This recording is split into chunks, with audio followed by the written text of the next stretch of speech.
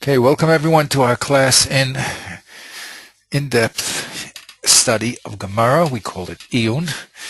Layan means to look into, and we've picked our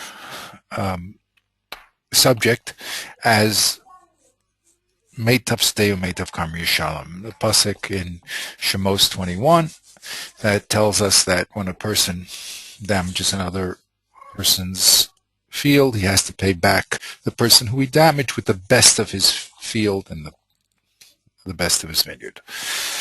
So what I've done here is sort of made an outline of what we're going to be doing.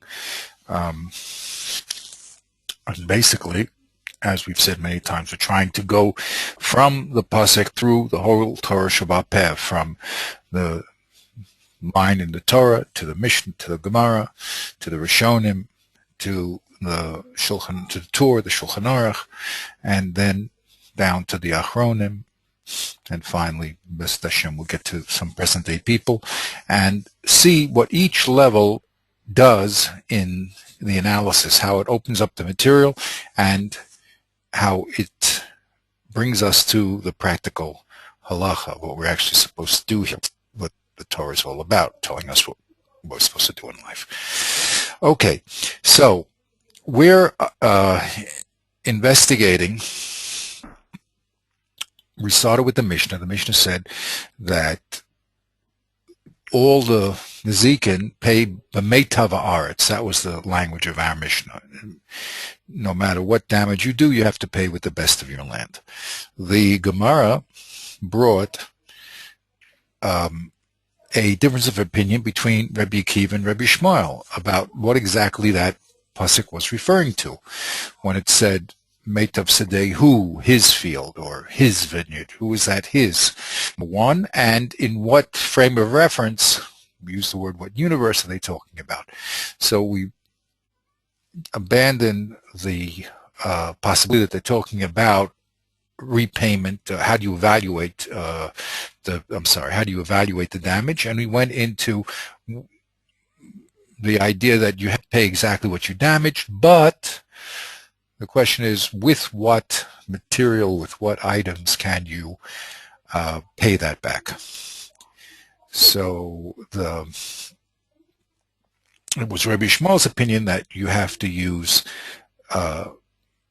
if you're going to pay in land, you have to pay with the best of your land, which is equal to the best of the Nizak's land. So that means it's a kula. If you have much better land than he does, you only have to pay back up to the level of his best land.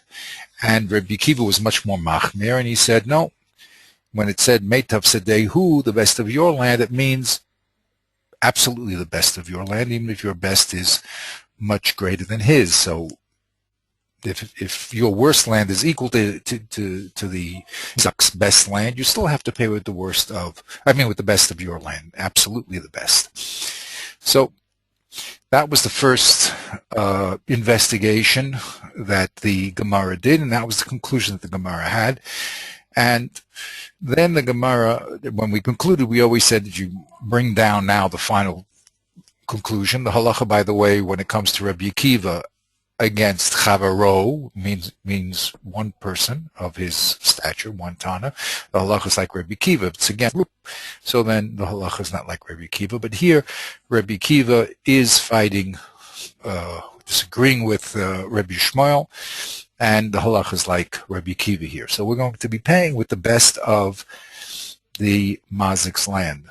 The money that he owes, if he wants to use land, he's going to have to take the very, very best of his land. Even if his worst is equal to the best of the Nizak's land, he'll still have to give away the best.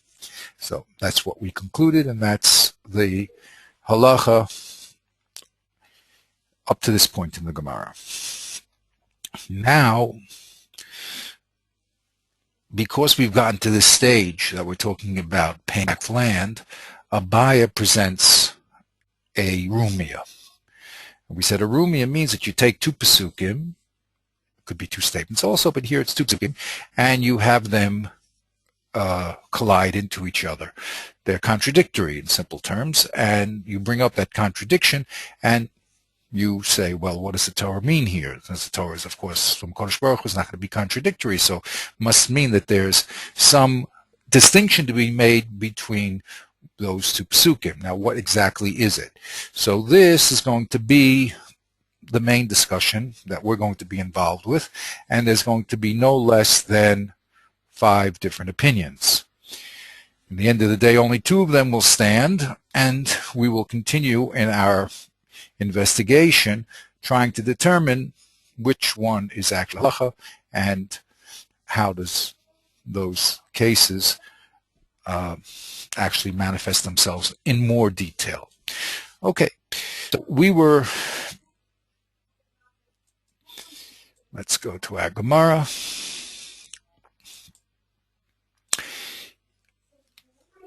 Here's our Rumia of Abaya. One pasuk said, Meitav Sedeu, Meitav Karma Yishalem, and Abaya made an inference. If it says Meitav, it must mean Meitav and nothing else.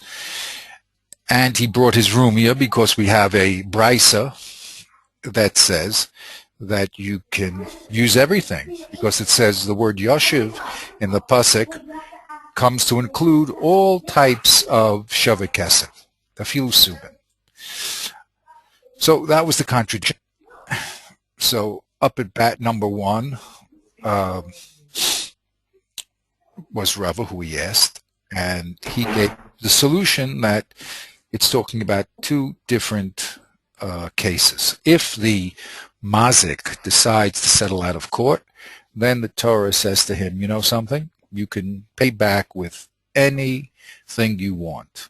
Money, the best field, the worst field, the best metaltalin, the worst metaltalin, anything you want. Yoshiv Rabos, anything you want you can pay back with, as long as it equals to the value of the damage. If you damaged $100, you're going to have to give $100 worth of subin. What does Meitav speak about? It's totally different circumstances. If you want to matriach, if you want to bother the nizaks and who you damaged to go to court, waste his time, waste his money not working, and everyone knows court is a very big waste of time and energy. So then, if you lose, you're going to have to pay the best of your land. So we said a benefit to the nizak to get his money back if in fact the mazik does admit, and if the damage really didn't happen by the mazik, then he has nothing to lose. He'll go to court, and he won't lose anything because he'll win. But if he just wants to bother the nizak and say, take me to court, so he may lose his best of land, which he doesn't want to do. So that was how Rava answers the situation. One is talking about midaito, when the mazik confesses and he says, yes, I'm willing to pay you, and the other one is when he forces the nizak to go to court. So midaito, he can pay with anything, and if he forces the nizak to go to court, then the court is going to take away his very best. Ula tried to bring a proof to that from the word Yishalem, and Abaya said that's no proof, because Yishalem can mean both being forced, as a court would do, but it also can be giving things willfully. So I found some interesting things. Go ahead. I looked on the art scroll about no that. problem. Yes, I love art scroll. It's useful sometimes. I mean, No, for me, no, for sure. no. Revelashiv looks at it. Believe it or not, you know, the Gadol Ador, you should be well. Yeah? Yes, believe it or not. Wow. Not the English one, but no, but the Hebrew one. He said no, it's the Hebrew they took from the English.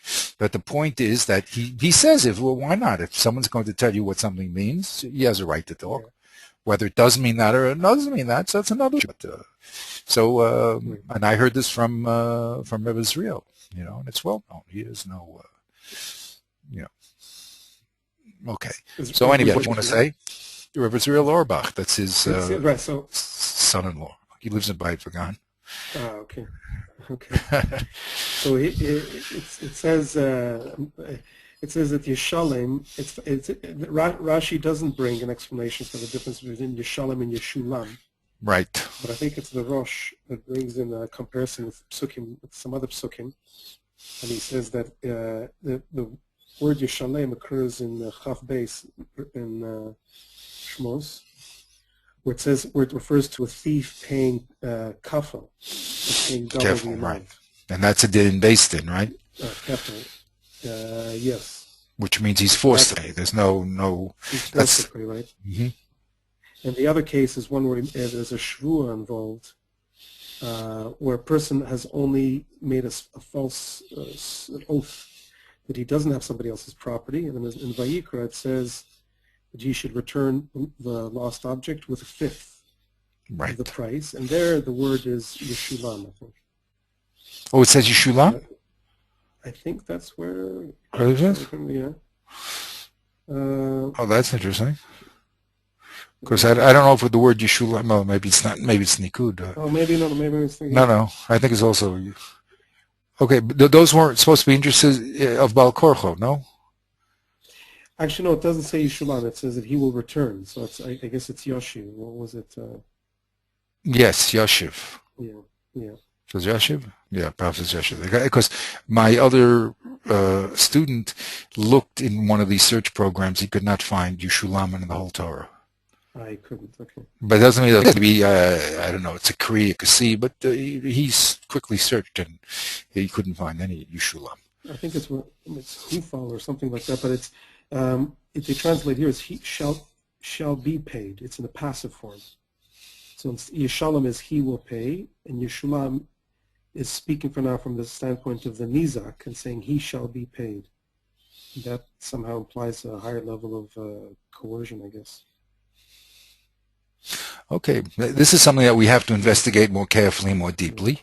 Okay, I glanced over it, but it has to be, when people are talking about this, this is a issue, a very important issue.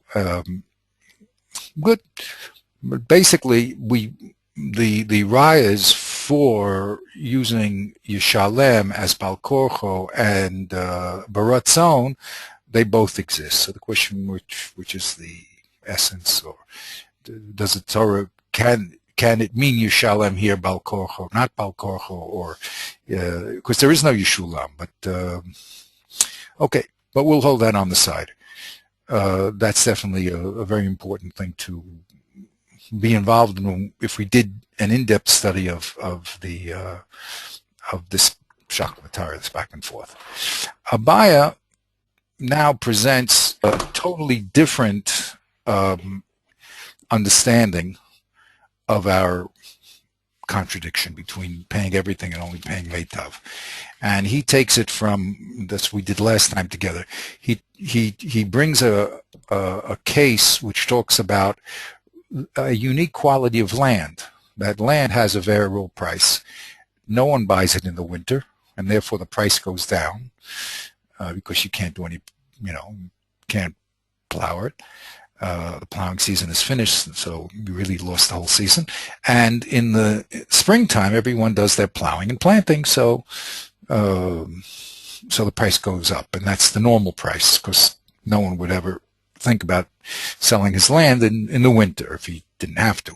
So he brought a case where there's a poor person who was forced to sell his land in the winter, has no money, has to sell his land in the winter, and the question is, how much meiser is he supposed to get now?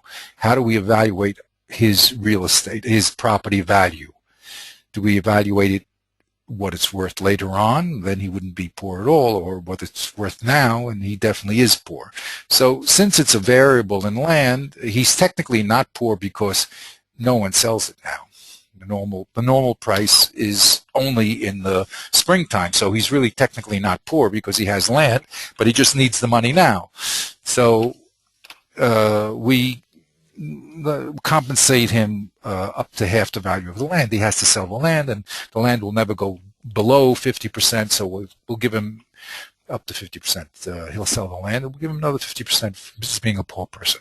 So that's the unique quality of land, and Abaya says that is is the subject of what the Torah is talking about. How does that work? So he says that really and this was according to Rashi, it was a very big Kiddush we had last week, but that's how Rashi explains it. Really, from the Meitav pasuk, Meitav is a ribui.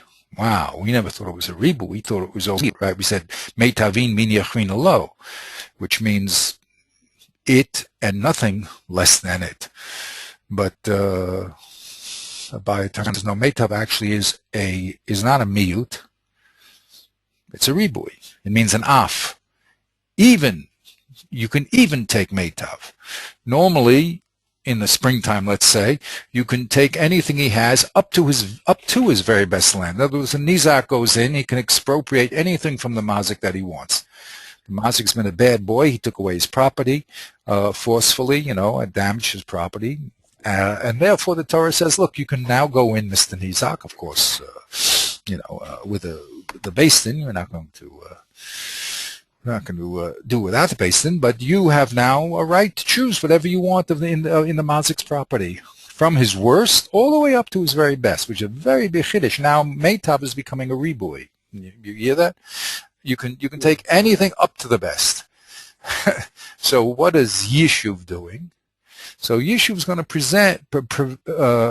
protect the poor mazik now in the winter time. Because in the wintertime, maybe the mazik wants to hold on to his land. So the Torah says, okay, in the wintertime, you can get the best of his land, which you can always do up to the best, but we're not going to let you take anything, the medium and worst land from him at the present low winter price. The best you can take, because we want you to be able to get your money back, whatever the score is, but we're not going to let you, as normally, take the medium and the worst. Okay? He has a right to hold on to that land for later on, and we tried to say some svars why he would want to do that, but he has that right. So that's what Abai said. There's many chidushim there, because it upsets our normal way of looking at Meitav. Meitav normally we're using as a mute, Meitavin, and that's what Abaye started the whole situation. Meitavin min lo, and he felt forced to say that Meitav is not a mute, but is actually a ribui. And what is Yoshiv then? Yoshiv is the mute. Yoshiv is telling the mazik that he can the nizak that he has to hold his horses. He can't take the bainness and the zibris.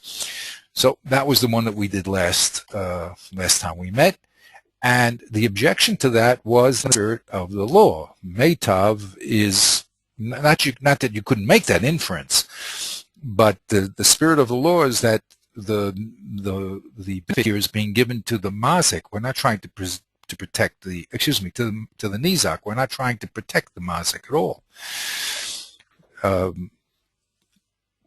So because of that, the Torah, the Gemara rejects Abaya. Okay? And we go on to the next discussion. Okay, now of course all these discussions are very, very deep, and we can spend a lot of time inside them, but what we're trying to do is to show the various levels in a way that's not too surface level, but also doesn't, of course, go to the total depth of each one of these pieces. Each one of these debates are very, very serious and very delicate. Okay, so now we've eliminated Abaya's opinion. The Gemara has rejected it because it doesn't fit into the spirit of the law. And we go on to our third opinion. Okay.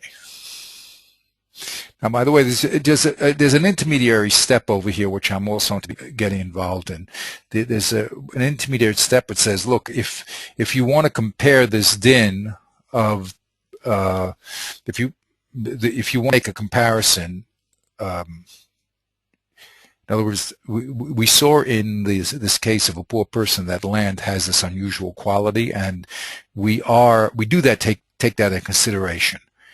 Okay, so if you want to use that aspect of land, we'll find some other cases to do it in. So we're not going to get into both those cases, but that's what the Gemara does now. Okay, but that's not our essential problem because it doesn't impact on our problem, which is how to solve the two Pesukim. All right. So the Gemara says Makom Makom Kasha. After it eliminates this possibility to buy and goes through places where we could possibly apply this anomaly in land, it comes back and it says Makom Makom Kasha. Let's go back to our original problem. How do we handle these two Pesukim? Rashi over there, it's very important to notice. Have Rashi on the bottom. Makom Makom Kasha. Rashi says over here clearly, what's the Kasha? Meitav the Yoshiv Demar Be Subin. The problem is one pasuk says Meitav, and the other pasuk says Yoshiv. That includes even Subin. Okay. The reason I bring that out is because we have problems with what exactly is the conflict over there. Because remember, in the pasuk of Yoshiv, we have two things there. We have Kesev, and we also have Yoshiv. Everything else. Okay, so the question is, where does collision come? So Rashi says that the collision is between the pasuk that says Meitav Sadehu and Yoshiv. Those are the two things that are coming into contradiction. Okay, so how are we going to resolve that? In other words, Kesef is not part of it? Yes, Kesef does not seem to be the problem. Kesef is not part of that contradiction. Right. If I would have had just Meitav and Kesef, it doesn't seem that there would have been a problem. Okay, Meitav doesn't contradict Kesef. It goes together with Rashi's. It goes together with Rashi's earlier comment, where you pointed out that he changes the word to Kesef. Yeah. Yeah. So, in other words, Rashi sees Meitav as Kesef, right? Yes, Meitav is like Kesef. Yeah. So we have to discuss this. That's going to be another one. That's why I'm a little bit hesitant to make definitive statements about it. But that's going to be our working hypothesis for the moment. Okay, that Meitav is going to be equal to Kesev, and the big chiddush is going to be everything less than Meitav. Okay, because that's not going to be equal to Kesev, and therefore it should be out according to the Meitav pasuk, and yet the Yoshiv pasuk brings everything in. So that's our basic problem here. On one hand, we have Kesev, and oops, there we go. Okay, there we go. Okay, and we have our Kesev. The Yoshiv says Kesev, and it says all the other items are in, even the worst. And the other hand, it says the best land is in. Now, I didn't light up money, okay, as a possibility. Okay, but that definitely looks like if we would have had money and the other items, I don't think that would have been such a problem. Because to say Kesev is, if we look over here on our chart here and we talk about the hierarchy of what things are, why things are other things, so money could be the best. And then we have land and movables. Now, again, remember, whenever you make a hierarchy, you're always talking about a aspect. If I have a group of children in my class, for instance, and I want to line them up with height, so Moshe could be in front of Shmuel.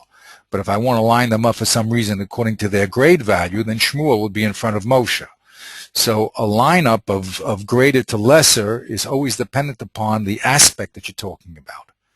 It's a very important little observation, because whether money and best land and metaltalin, all these things line up is going to depend upon a svara of why the line is the way is the line. I mean, why is the line the line?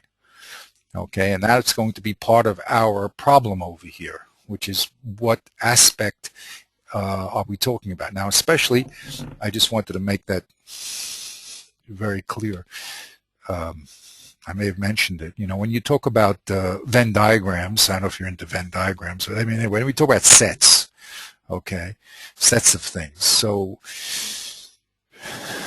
sets of things usually don't have greater or lesser in them. They're just a set. So even though, let's say, the set of things called animals. So you can have man, and you can have a tiger and a lion. Okay.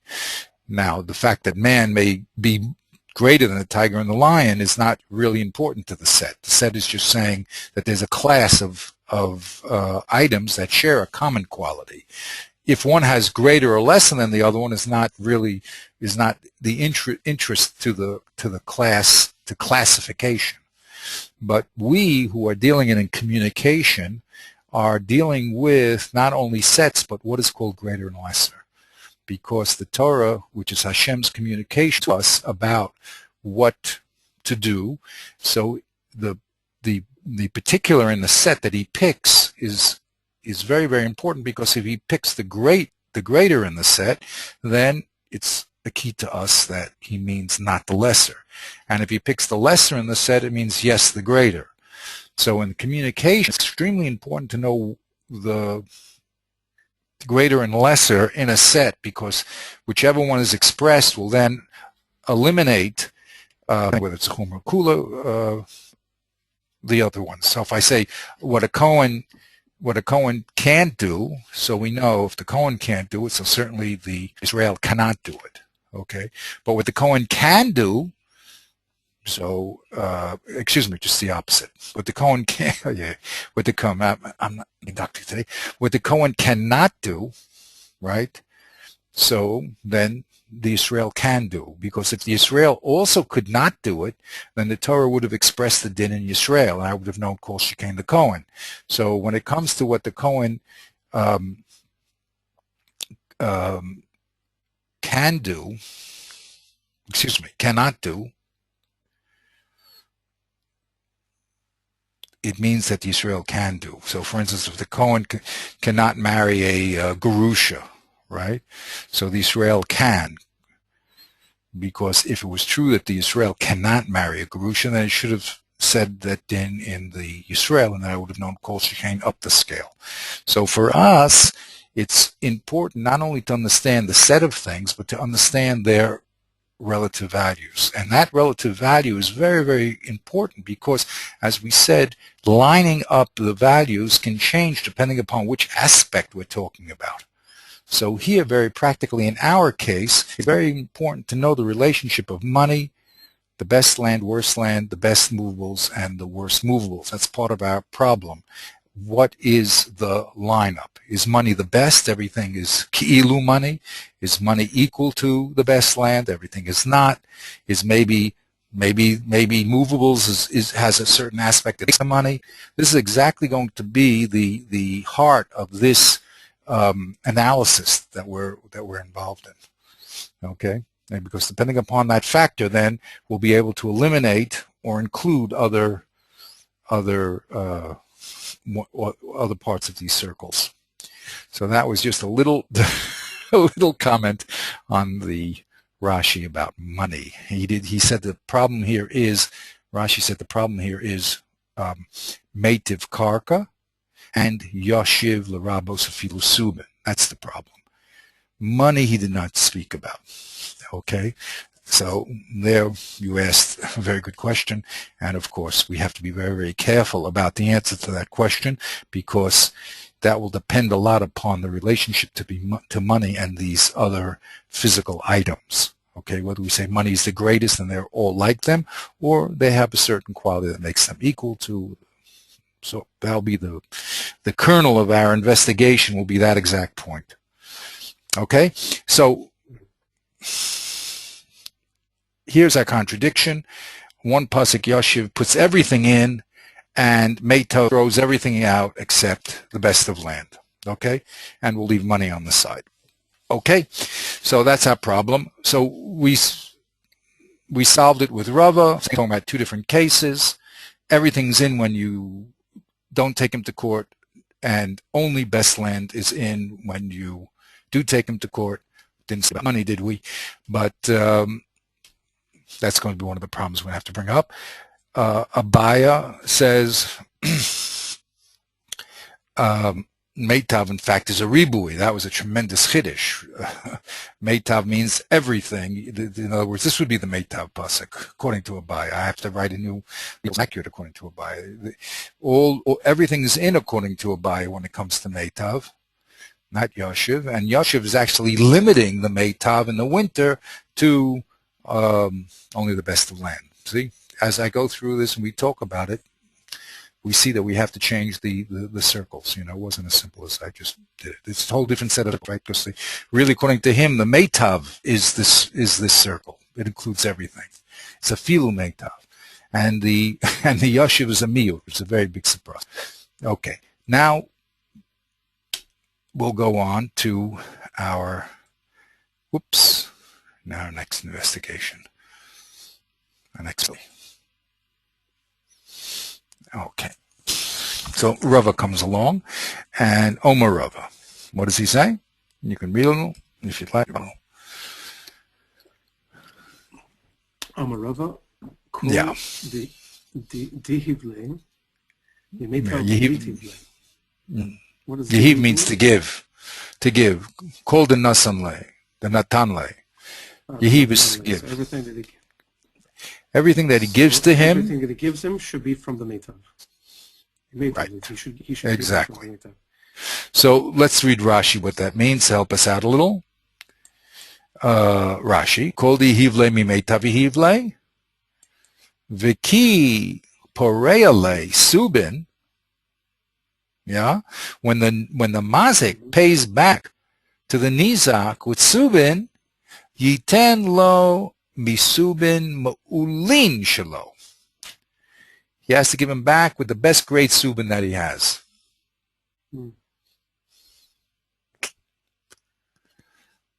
He's interpreting Meitav, in other words, to apply it not just to Karka, but to everything here. What does he do? That's exactly what he's doing. He's saying Meitav Sadehu is just an example of, just like, he's making an analogy, just like you have to give him the best of your land, then you also have to give him the best of anything you give him back. So if you give him back subin, it has to be the best of subin. You give him back books, it has to be the best book. You have to give him back apples, it has to be the best apples that you have. Whatever category of item you choose to give him back, it always has to be the best of that. This is Rava's way of reconciling the two psukim? Yeah. How does it reconcile the two psukim? How does that work? Okay, let's see. Okay. So he says that this Meitav, exactly what you said, when it says Meitav of land, it doesn't come to eliminate everything. It comes to limit everything. Really, Yoshiv says, and this is what I wrote over here, Yoshiv is a ribui. Everything is in. Everything. You can use anything you want. However, the Meitav is a limitation of everything that you give. Whatever you give him, it has to be the best of that item. If you give him subin, and you have 3 grades of subin, you have to give him the best of subin. If you give him land, you have to give him the best of land. If you give him tomatoes, you have to give him the best of your tomatoes.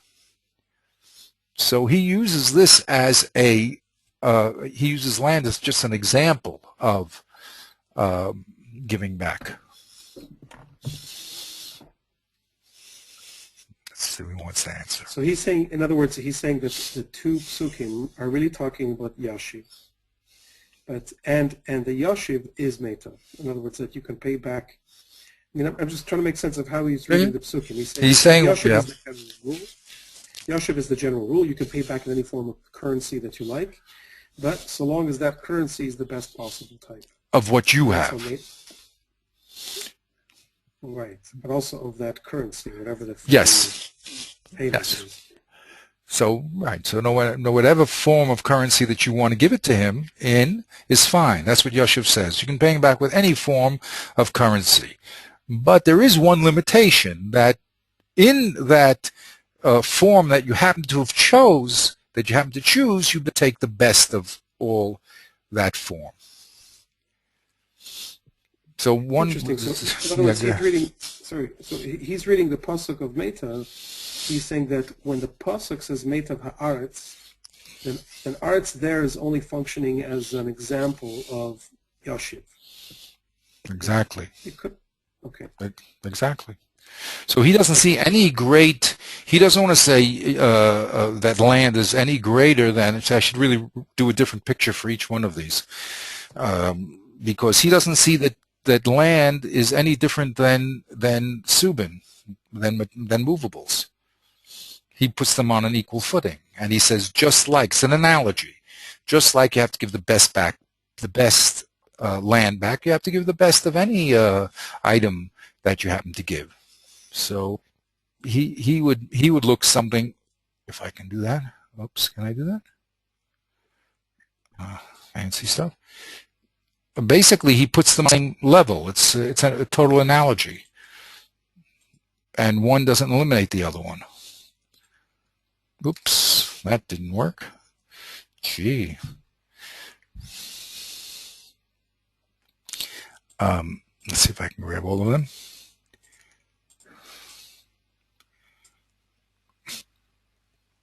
Anyway, I don't know why it's not moving, but the point being that he sees that land is not any than movables at all. There we go. And the Torah, when it picked land from that category, was just picking an example. It could pick anything else also. Right? And it's just telling you, just like you have to take the best of your land, so you have to, that's all. And it eliminates anything that's not called best of what you give. No, I just have a very general question. It's not immediately related to this, but it's come up actually in my discussions. I taught a class on Gedi, on Los Vashul Gedi B'Chalev Imoy. Yes. And the question was for my students is why, I mean, I dealt with it as best as I could, but I want to know your approach to this. Why does it say Gedi if it means, as we know from the Shulchan Aruch, that the Gedi includes egel, it includes any type of behemoth that is kosher. And I gave them examples. I said, look, we have a lot of halachas which usually say a donkey, it says an ox, it says a Gedi, but it means more general criteria, category. So the question was, why is it, my student's question is, why is it that in Western law they're able to formulate things in very abstract general terms, whereas the Torah uses very specific terms and means something general? Okay, first of all, let's talk about that specific case. You have to read Rashi there. That Gedi does not mean a young goat. It just means a young animal. Yeah. So what you have to... It says that's the scripture speaks in the vernacular. That's how they translate. So I think yeah, but that's not really Rashi. Rashi explains exactly what's going on. The word Gedi just means a young animal. It does not mean a young... When it's a Gedi Izim. That's right. It says Gedi Izim, then it means a young goat. But a Gedi generally just means a young animal. What is that's the true answer. That's really what's going on over there. But what is the difficulty in learning the Chumash? The Chumash is a system, and the system has its rules and its parameters and its ways of using things, like in every language, right? Every language has the words have certain connotations. So to be in a language, you always have to know the connotations. Now, what happens with the Torah is that it defines its connotations. In other words, if Gedi means an animal, then if it means a young animal, then it will say, and it's talking about a goat, so it has a "ez." So it has to define, the Torah defines its terms, but you can't use simple definitions from the outside and impose them on the definitions of the Torah. You have to know how the Torah is defining the items. This is a mistake that's done many times in language in general and in Torah in specific, okay, that people import their concepts into the language and do a simple translation and not aware of the specific way that the language uses these terms. So that's the difficulty. That's why you can't make a general rule until you know like the specific ways things are used. Like this word Yishalem and Yishalem, right? And Yoshiv, these words. So the people, we didn't get involved in it. We just, glanced over it because I don't want to make that essential of a discussion. That when you do iyun, you investigate each piece very carefully. But since we have a larger view here that we want to get into, so we can't get into every detail. But the point being there is that discussion is all about how the Torah is using the word Yishalem and Yoshiv, and they have proofs this way and that way. The question will be which way is what's the rule and what's the exception, okay? And that's the delicate part of learning. So it's not just that, well, the Torah doesn't define its things very easily, where in the secular we define things very nicely. The Torah is a code in its true sense, a code meaning that the words have specific meanings, and if you don't understand the specific meanings, then you can't really use the Torah practically. Okay, it says between your eyes. Well, everyone knows between your eyes is, above your nose and between the two eyebrows. That's between your eyes. So how can we put tefillin on the top above our eyes? So the Gemara brings us the proof that in Hebrew, in the Torah system, bein einecha means above and not between. An eye for an eye, tooth for a tooth. Okay, literally, it means take a person's eye out if you damage someone's eye. The Gemara goes through permutations and this type of investigation to limit that pasuk to money. Okay, so this is the problem. You cannot be, the Torah is a code that has to be studied internally, and it has to tell you its own internal system. To do that, you have to be very, very, very involved in the system, understand what you're touching and how you're touching it, plus there's codes that you'll never learn just by looking at the system. Like we said, Gezerah Shavas, and there's certain things you just never know unless you were given the system from Kodesh Baruch Hu to Moshe down to you. But that's the important point that I'm trying to also bring out in the class, that, and you brought it up because that question is excellent. I mean, it hits the exact point, and the solution is very, very important because it brings out the point that the Torah is a code. It's a system, and it has its own definitions, and only if you're inside can you understand what the system is. From the outside, you can never do it. That's why one of the reasons why the Goyim, by the way, abandon all the mitzvahs. It's one of the reasons. One is just because they just want to have a good time, But the other one is that they really can't handle it. They don't know what tefillin is, what a tefillin are. So then you have to come on to oh boy, we're coming on to the rabbis that we don't do that. So they really can't handle any of the mitzvahs. So even if they wanted to. I mean, just by reading the text, that's what the Karaites tried to do. You can't, Shabbos, don't go out of your place. What does a place mean? Don't think about other things. Don't go out of your bed. Don't go out of your city. What does place mean? So without the understanding of the internal system, there's no way to understand the raw text as it is. And that's really what we're trying to do here in this lesson too, is we're trying to show the hechrach of each piece and how the system defines itself. But that's requires a lot of deep thought. Yes. I want to ask you the same question, but in the context of this of Rava's reading here, when he says, like, again, he's reading Meitav Haaretz. He's so far when we've read Meitav Haaretz, and this is the Rumia to begin with was hey, how come it says Kesef here and it says Aretz here? That was the Rumias. Like no. Kesef is out of it. Or sorry, Yoshiv. We're saying Yoshiv. We're saying Yoshiv here, which applies to various items. Exactly. And that's actually it's a very generic term because it's using the verbal form. Yeah, return something. It's not specifying. Exactly. Right. I mean, it's not specifying the object. It says Yoshiv, which is the verb of the person, the actor doing it. So then it leaves the object nice and open. And Right. so the Rumia is brought in and says, well, wait a minute, if on the one hand we have a pasuk which is open-ended, and another one which is specific, which says aretz, then what's the case here?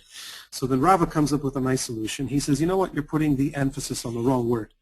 Aretz is not important here. The important here is meta. So now we're comparing an adjective with a verb. So we say, okay, on the one hand we're talking about Yashiv, which is generic, and Metav is also generic, so they work very nicely together. Right. We're talking about the best of the item to be returned. Right. So Now, my but question is this. yes, Okay, could I add just one point here? I'm setting up my, oh yeah. Yeah, I just want to make, Well, go ahead, you set up and then I'll add to it. No problem. Okay. So my question is, okay, well then doesn't Rava now have to, or does he at all have to deal with the fact that the word aretz is a very specific word? Or can he just say, well, Torah could have used any word there.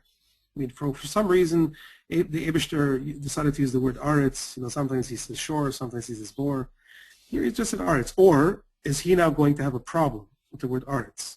Does he now have to explain why the Torah specifically says aretz? So the answer is yes and no.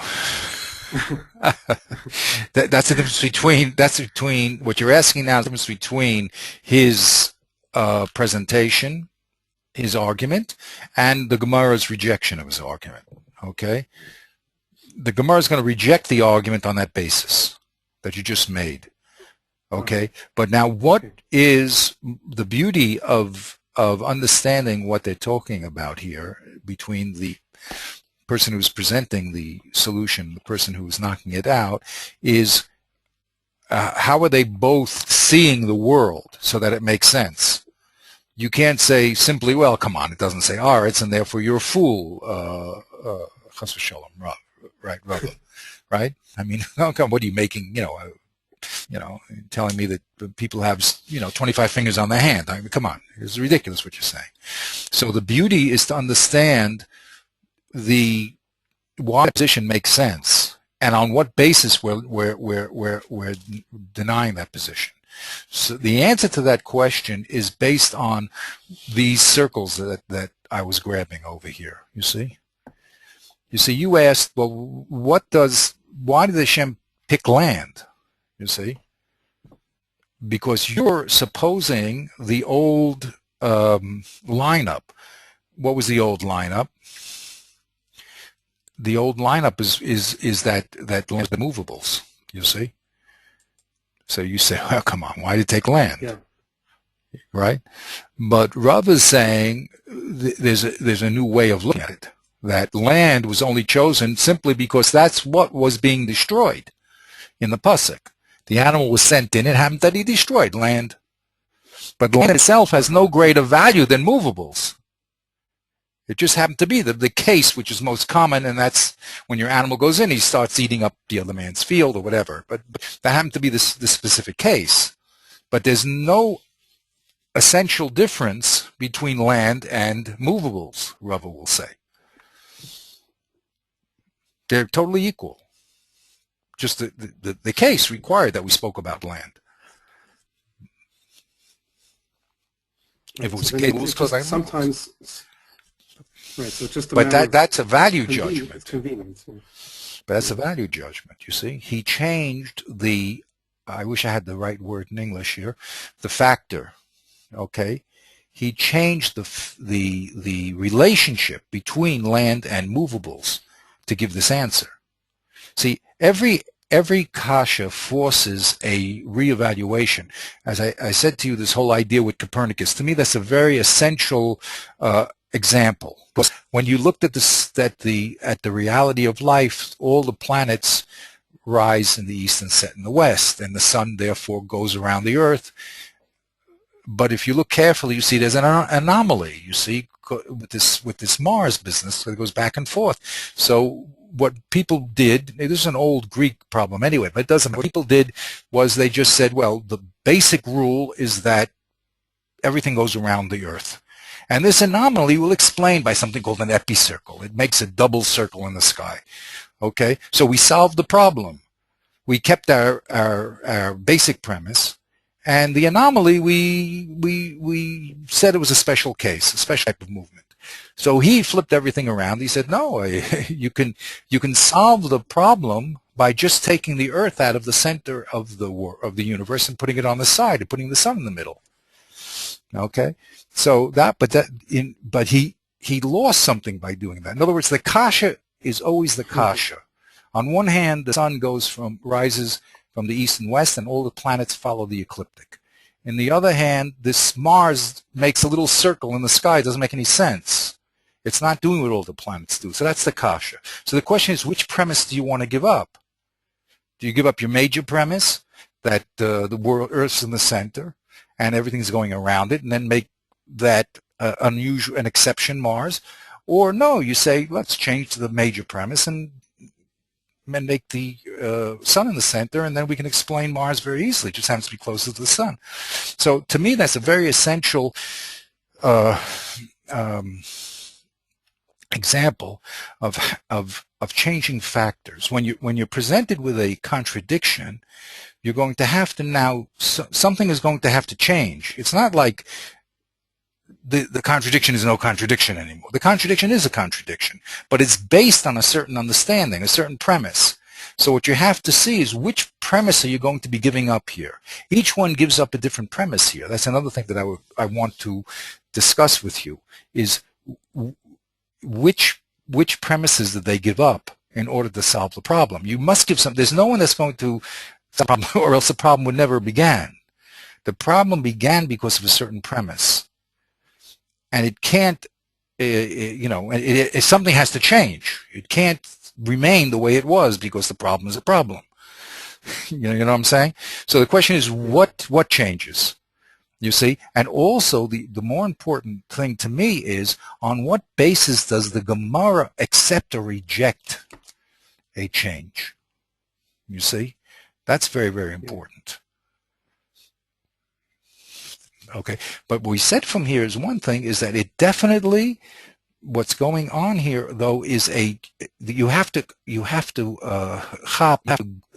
understand what just changed in order for this solution to work, and then why was it rejected.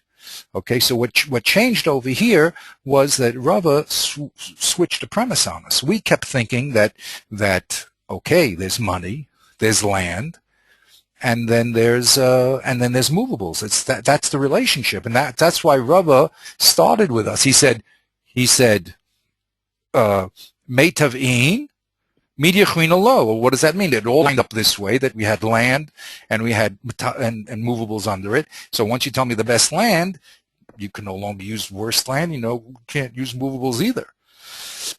Okay, so that's where we started. So, and that would have been that's the simple, by the way, we always start with the most literal or simple meaning of text. You see, the simple meaning of the text is that also, that for some reason the Torah is saying, no, you're going to lose your best land, in this deal. Okay, that's frightening. So it must be the best land. Wow. Everything is worse than the best land. That's the first way that we approach the definition of what the Torah is doing. Now, when that fails, because of this yoshiv, we know that you can use everything. So now we're going to have to redefine why Torah picked best land. Okay. So first we said Rava just said I was talking about two different cases altogether. So there's really no contradiction, because one is talking about Ratzon, one's about Korcho. Then Abaya said Meitav is not a miyut b'chlal. It's a ribui. Wow. That was like an Einsteinian, revolution. Meitav is a ribui. Well, I'll explain to you, sure, it definitely is, and then he explains it to you. Okay. Now we have Rava and says, what are you talking about? Land is any better than movables? Not at all. Land and movables are equal. Hashem took land because he was talking about land damage, but don't think there's any factor that makes land better than movables. They're the same thing. They're called shavei kesef. That's all. So how come it says best land? Because it just tells you that all the shavei kesef has to be the best. And that was an example of one of the group of shavei kesef, but not that it's greater than. Okay? Yeah. It's a very, very important thing that we're doing here now, because... Go ahead. Yeah, please. Sorry. No, it's okay. I just when he says we're talking about two different pieces of land here, the one that is damaged and the one that you're paying with. So I guess for him, he's saying that I'm just trying to understand his convenience a little bit more. He's saying, look, we're talking about the damaged person's land, so I'm going to express the payment for the damage in terms of land also, even though it's not exclusive. Like when he says aretz, meitav haaretz, does he have in mind the aretz of the mazik or the nizak? No, it has to be the mazik, by the way. 100% we're in Rabbi Akiva's word, it's the maziks. So now you're asking good. You're saying, wait a minute, what does that have to do with the mazik, the best of his land? But his land wasn't destroyed. Right. But you're saying that for him, the fact that we're talking about the nizak's land is enough. It's enough to suggest that the right noun in this case is land, even though we're talking about the mazik. The truth is, you're asking a very good question. I'm saying, okay, I'll have to come up with another reason why that they're equal. I mean, I'm not very comfortable now with saying what I'm saying. Because you're right, we're not talking about the nizak's land. The question is, so why did Hashem happen to pick land? Okay? And why didn't he pick anything else? Well, maybe because we're talking about, I'm just giving another idea here. I mean, you're asking some answer. Yeah, but maybe we're just talking about two farms here, and normally maybe you just pay back in land because that's what you have. I don't know. Maybe farmers normally have land, and that's their form of currency. So, but that's a very good question you're asking. I mean, it is the next question. It just has to be answered. That's all. We have to understand what is the factor that the Torah picked land as the place to say meitav haaretz. I mean, why would it pick it if it's equal to everything else? Well, what is it supposed to say? To take the best of your subin? Maybe land. Maybe we'll answer like this: that land is the prime case of differences of quality. Mm-hmm. You wouldn't think of subin as grade A, grade B, and grade C, but everybody knows that land has a grade A, grade B, and grade C. So in order to make it clear that we're talking about different grades, so he picked land. So then you can apply it to all the other things. Because if you pick something else, you wouldn't have gotten that message at all. Because normally subin doesn't have a grade A, B, and C. That's not the concept that would come to your mind. How's that for an idea? That also makes sense, yeah. Okay, I think it's much better than the first one. The first one was not good. The first one, I agree, your kasha was very good because we're not talking about land. Why? No, the first one, okay, but it's more because it's too general. It's too general because we're not talking about, as you said, we're not talking about we're talking about the mazik paying back with his land. So, okay, you could say both farmers and mostly. I mean, I made a case for it. But anyway, the point being, this is exactly what you have to do. In order to, again, understand what's going on, you must spell out the factors, or else you're just doing abstract mathematics, A, B, and C, D, and but you're not involved in what's really going on in the guts of the issue. You're just making a mathematical formula and saying this equals this. The Gemara says this doesn't equal this. Let's go on to the next thing. But you're not touching the essential argument, and that's another unfortunate thing that people miss because they don't have time, because they're trying to do 3,000 dafs, It's a lot of material to learn. So they don't understand the depths of these arguments. When I was doing Baruch Hashem, I spoke last week about these 10 questions that Alexander, Macedon had. So I said it on my Shabbos tape, I printed it out, 10 questions, the other three is beautiful. And then one of the questions is it better to live on land or on the sea? The answer is, well, it's better to live on land because all the sailors love to come back home. Well, what type of question is that? You see? You're talking about two philosophical greats. You're talking about the student of Aristotle, and you're talking about the greatest Torah minds. So what are they talking about? Is it better? Of course it's better to live on the land. Well, it's ridiculous. So Baruch Hashem, I thought of a solution, and I saw the Vilna Gaon. I have a Vilna Gaon to prove it, that really they're talking in Mishalim.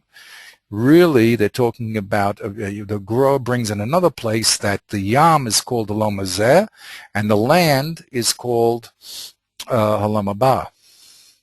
And I brought a raya from a different place, from a different chazal, which I won't get into. I don't want to take time, but he also brings it. And so there, what they're talking about again is Rev Alexander the Great is saying, look, the essential thing is the Olam Hazeh. We're on the Yam here. We have the waves and the battles and the forces and things to, travel and to see the world and conquer it. And, land is boring. What are you doing on land? Just sitting in your own parochial environment. What do you know? You know about, I'm from New York City. New York City, you think it's the world.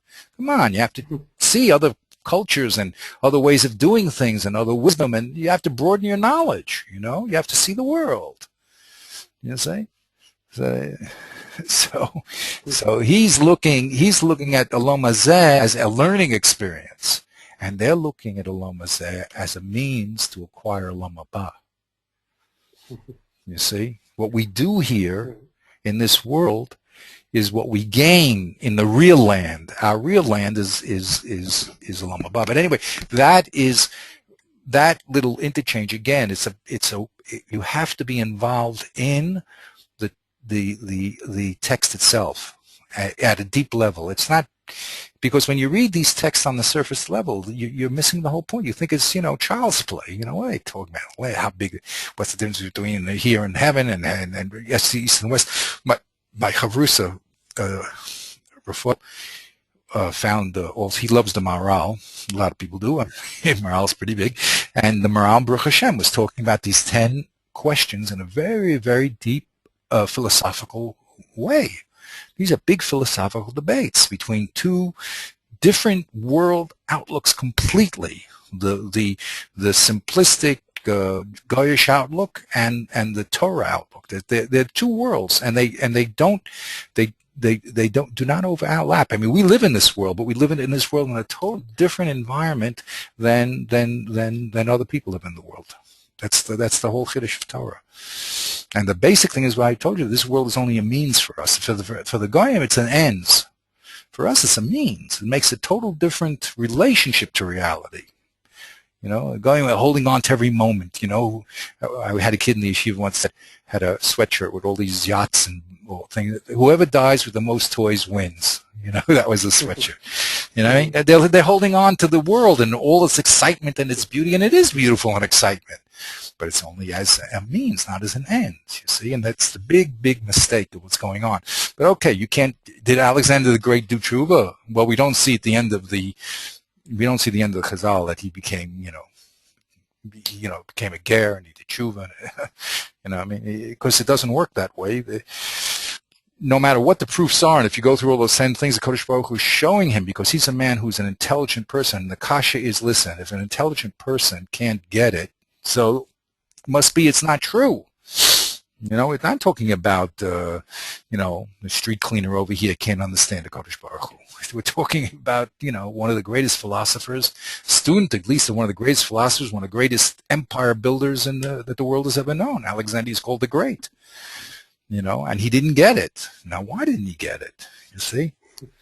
Because he's committed to that, and Hashem is showing him contradictions, left and right in his philosophy, and he, just like with the Mars we're talking about, he pushes them aside. He meets these girls and he can't beat them. Well, you said you want to conquer the world. How come? Hashem showed you can't conquer the world. Well, what about your philosophy? Somehow I fit into my system. I keep going. There'll be an answer to it. I know that. Anyway, but the important thing that I'm trying to bring out here is that you must be involved in the real factors that are being exchanged here in these debates. These are not just simple answers and question answers. They're a very, very important philosophical differences of how we are going to evaluate these items in reality, and more important, once we do something and we stop, that's going to be the mode for the rest of our learning. As I said, it's not just that we bring ideas and we throw them out and let's go to the next question. Whatever we conclude here is now going to have to fit the whole web or matrix of pasukim and statements. It's a very, very big world out there. Okay, but anyway, we're just doing this at level 1. I mean, but it's very important what you're saying, and it's very important what they're asking. You see, those questions have to be addressed, and they have to be understood. And the hard part is, as we just tried to work out a little, what is the real answer to that question? Why, if it's only, why is land being used as an example here? Well, why not use Subin as an example? So once you address that question, he says in Darkei Gemara, when you understand the sickness, then you'll find the cure. When you admit that there's something wrong, then you'll understand how to solve the problem.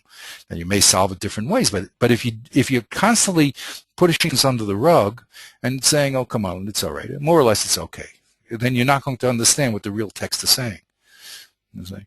Okay, Baruch Hashem. So that was a very big breakthrough. I mean, we have to also, have to do more charts. Now, as we go through these, and Baruch Hashem, and you're asking me questions and new things are coming up, Baruch Hashem, Baruch Hashem.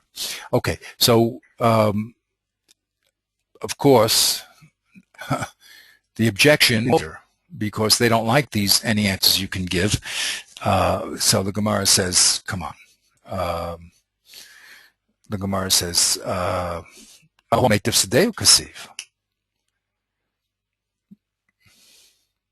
which means that the power of the simple meaning of Meitav Sedei is not going to hold your interpretation. Again, okay, like you said, why is like, it's true that you can say it, but is that really what the Torah means? You had to readjust the relationship of land to movables, and then you had to tell me the Torah picked the land in this case because it's the more obvious, as I'm putting my idea in, it's the more obvious place where you have variables, and then you're telling me that's going to spill over into the metaltalin. Okay, well, although it's a possibility, it certainly does not fit into the simple meaning of the word of Meitav Sedei. So we're going to reject that possibility also. Okay, now we're going to come to our last possibility on this page. Ella. This is rejecting that possibility, and we come to a new understanding. Let's see what it is. Ella. Let's do Dalet. You read a little. Ella ki ata Papa Rav Huna B'Riya Rav Yoshia ben Beira Parsha. Oh, I'm sorry. He came. Asemi, he came, right? Kiba. Okay. Also, who's coming? Rav Papa. Rav Papa and both Rav Papa and Rav Papa and Rabbi Yeshua and both Rav Huna B'Riya and Rabbi Yeshua are coming from the Beit Midrash of Rav, and they're going to explain this contradiction. Okay. Now I did an analysis here. I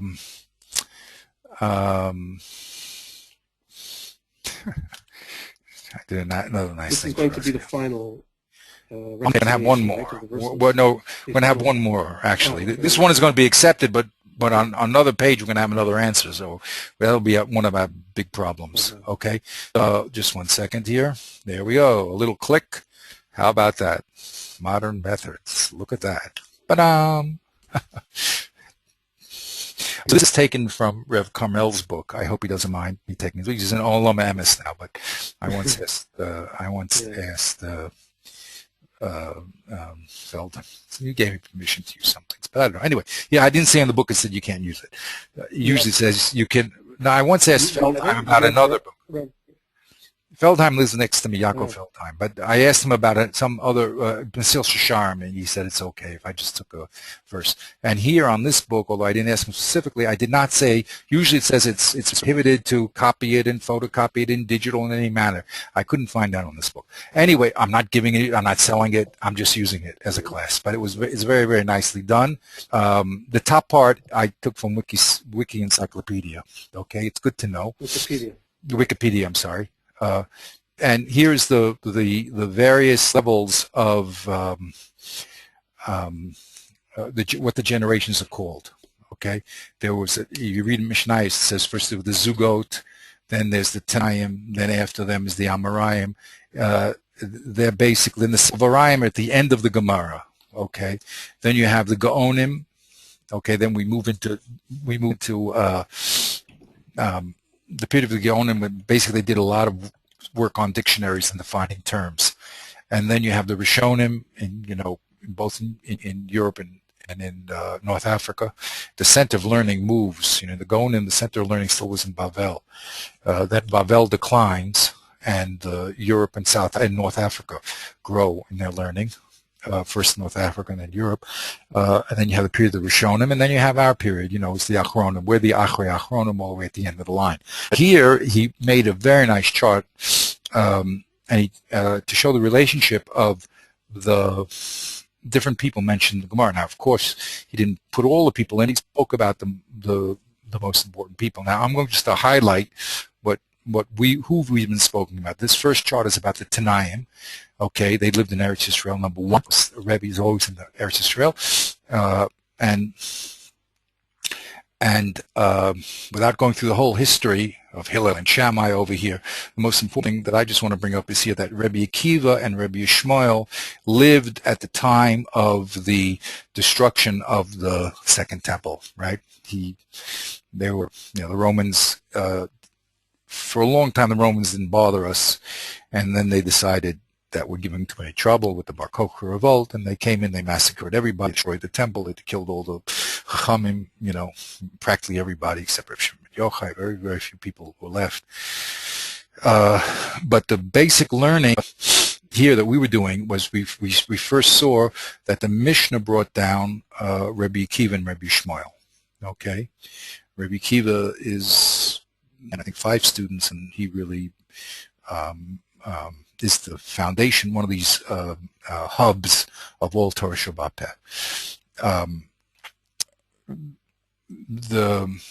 There's a small break in Jewish history where Rabbi Yehuda Nasi, the Romans give a bit of a break. Rabbi Yehuda Nasi was very wealthy. He gets together all the Chachamim of his generation, and he puts together the Mishnah. Okay, so that's when we have Meitav Haaretz. And this was the discussion that we had to who's our Mishnah? Is it Rebbe Akiva? Is it Rebbe Shmuel? It's very important to know, because Meitav Haaretz, is it the Nizak, is it the Mazik, and what is the definition? So without knowing that, we're finished. The Mishnah only compiled what Rebbe Yehuda Nasi felt was the necessary and sufficient amount of material to encapsulate the whole Torah Shabbat Peh. Other texts were left out. That's called Breitot. Bar means exclusions. And his students, Rev Oshia, here they are. Oh, I didn't put them here. Here's Rev Oshia. Okay. And where's Rev Chia? I don't see him on the chart here. Okay, but Rev Oshia and Rev Chia put together all the texts that were not included in Reb Yehuda's compilation. That's called the Breitot. So that's why we have, for instance, this machlokus of Rebbe Akiva and Rebbe Shmuel is in a brisa. It's not in the Mishnayos. The Mishnayos just gave the conclusion, Meitav Haaretz, and you're supposed to understand exactly what Meitav Haaretz means. So the Amoraim in Eretz Yisrael here are bringing this brisa to explain to us the details of this Mishnah. Okay, then here's Rebbe Yehuda again. Oh, here's Rebbe. Here they put Reb Chia in for some reason. Why didn't? Okay, maybe that's just a general chart. When it came here, here's the students of Rebbe Yehuda's Rebbe Osha, Reb Chia. They're very, very important. They put all those brises together. Now we're holding. You can see on the line here, we're in how many years of history. All these things are around what? Every line is how many? Around what? 10 years, something like that. 60, 70, 80, 90, yeah, around 10 years a line, around 50 years. These are the different generations. They call them, first generation Amor, second generation Amoros. Okay, so here the Torah now splits into 2 big centers. You have Rabbi Yochanan, who lived a very, very long time, and the Yerushalmi, Gemara Yerushalmi comes out of that. And over here you have in Bavel, which is we have the Talmud Bavli. Okay, those are the 2 heavyweights in Bavel. Okay. Now, the student of Rav is going to be Rav Huna. It's going to be very important because we mentioned this fifth answer, which is going to come up, is going to be Rav Huna. And that's going to come a page and a half later. It's going to spring on us, and it's going to be one of our problems, because we've been talking about this generation of Rava and Abaya. And I'm not just talking historically. This is a very important problem that's going to come up when we get into the halacha, because the halacha generally follows the later authority. We presume the final people knew what the conclusions were from the previous generations. So we're going to have a problem here, because Rav Huna is going to be showing up literally on the page like a page and a half of tests. And our discussion was between Rav and Abaya, so we're going to have to understand what's going on. Now, Rav Papa, who we just brought up now, so remember, Abaya was the one that asked Rav the question. Rav gave the first answer, Abaya gave the second answer, then Rav came back with this answer that we're talking about. Okay, now Rav Papa comes with Rav Hunbrid, Rav Yeshua from Mibei Rav. Now here we don't have where Bei Rav is. I really don't know. But you see here, so Rav has a school in Surah. Okay, but then here all of a sudden, and Rav and Abaya are in Mechuzah and Pumbedisa. So I don't know exactly where they showed up from, but they came from a different school. And even though it says here that they do learn with him and that they're students, that's what it says here, but this information they brought from Mibei Rav. Okay, so that's... When it says Mibei Rav, does it mean geographically, or does it mean like the school of thought of Rav? I think geographically. He has another chart here with all the...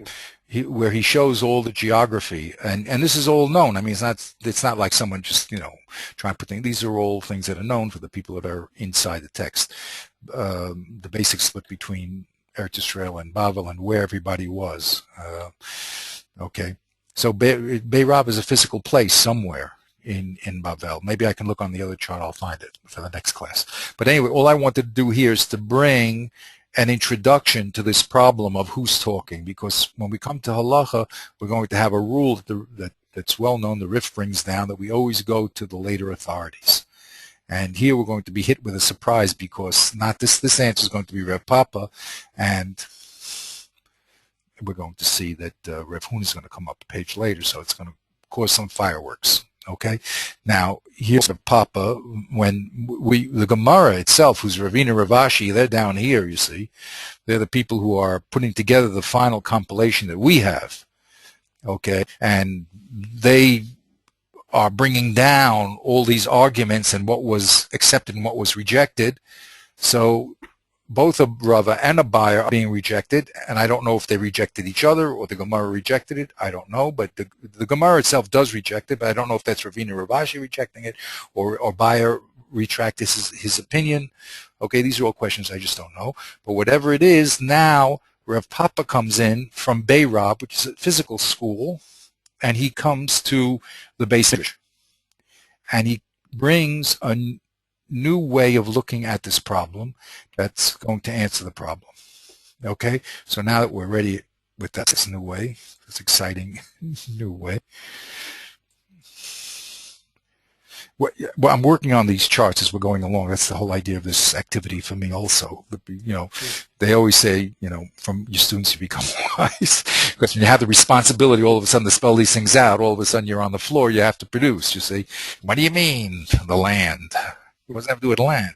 But that's where the wisdom comes out. That's why Torah is unlike any other activity. I mean, let's play. I made some very colorful charts I can send you. Not quite that specific as the one of Carmel, but I used. I'll send it to you. It's I made it in my PowerPoint, so I'll send it to you. Oh, very good, excellent. Because I didn't want to really use this stuff. But then I figured, what do we do? I'm not selling it, so. But it's not that specific. They're just more general. More general. Now the reason why I needed him is because we're talking about specific people here. That's going to be becoming one of the problems. Yes. I just want to introduce that. Okay, Bekitzer. Let's get back to our discussion. Let's find out this Einsteinian revolution, Copernican revolution, because what else can we use except these guys references? But these Mamashi has this revolution of thinking here. Okay, I'm going to I'm going to leave it the way I did, even though I have to make another thing. And let's go to Rav Papa. Let's see what he has to say. A few words, and those few words are powerful revolution. Okay, Ella. So we're rejecting Rava and Abaya, and we come now with Rav Papa, who comes from Beirav. I'm going to try to do some research, learn about where Beirav was. But Rav and Shmuel, we said, they were the beginning, so I don't know how long their school list, went along. But Rav and Shmuel, oops, where did I put it? Wherever it is. I don't know. Doesn't matter. Okay, so let's get to the answer. Okay, Ella, ki yasser Rav Papa v'Rev Huna b'Rev Yeshua mi Beirav Parshuha. I want to know what's the difference between the word Parshuha and when the Gemara said, for instance, would Rabbis first say lo kasha. This word Parshuha interests me. It's an interesting word. They explained it. Everyone's explaining it. You know what I mean? Anyway, what do they say? Kol mi meitav hu. All things are called meitav. Why? Say a factor. The lo mizdaben hacha, because if they're not sold here, mizdaben b'masa chrisa, they could be sold in another city. Bar me'ara. Except for land. Land is not called meitav because it doesn't have that quality that you can pick it up and move it to another place, right? It's fixed. So therefore land, the leisiv lay, in order to compensate for that chesron, that lack that land has, that it can be moved around, the Torah says leisiv lay meitav. You must, if you want to pay him back in land, paying back with the best of the land. Why? Ki heichi dilekofotz aleha zvine, so that they will jump upon it, buyers. Okay, so very interesting solution here. It's going to change a lot of our premises. We have to talk about premises change. But here, Rav Papa and Rav Huna and Rav Shuna say, look, you have your priorities wrong. Actually, if you want to know what good is land. Why? What good is metaltal and movables? Why are they movables? Because you're always going to get your money back because you always find someone to sell it to. But land is not called good because in the aspect of selling it, you're limited to the buyers that are physically around you. Now, if those particular buyers are not interested, there's nothing you can do. I mean, I want my cow. I don't want your land. I want my cow. I need money. You want to decide to give me land. Wonderful. But I want my cow. So if it was movables, even Subin, so the few local people around here, I couldn't sell it, but I'll go to some city next door and I'll sell it. I'll get my money, I'll buy my cow. But land, if I can't sell it to the local people around, so I won't be able to get my money to buy my cow. So the Torah says if the mazik is going to give land, then he has to give his best land because the best land is an attractive buy. So even a fewer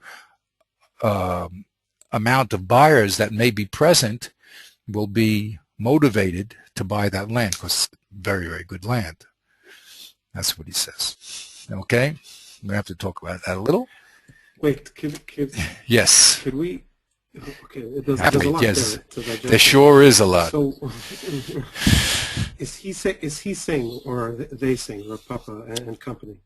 They're saying that Kol mila meitav would mean that when we're talking about any object except for ara, then we can always apply the word meitav? Yes. Revolution of thinking.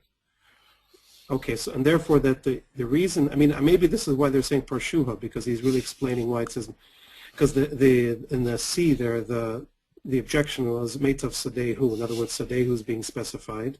So they seem to be saying that sadehu, everything is meitav. And why does it say meitav sadehu? Because sadehu, dafka, because it's the one thing that is not necessarily meitav. So you have to specify that in the case of sadehu, there we're talking about Meitav. Is that what's going on? Say it again. Okay. I'm just trying to connection it. Make it, the please. Previous point, right? So Parshe would be like, in other words, he's giving a pirush on the word sadehu, on Meitav sadehu, because it's interesting. We have now. What word is he giving? So you're good. Throw an idea out. What word is he trying to explain? Well, because Rava said above in C.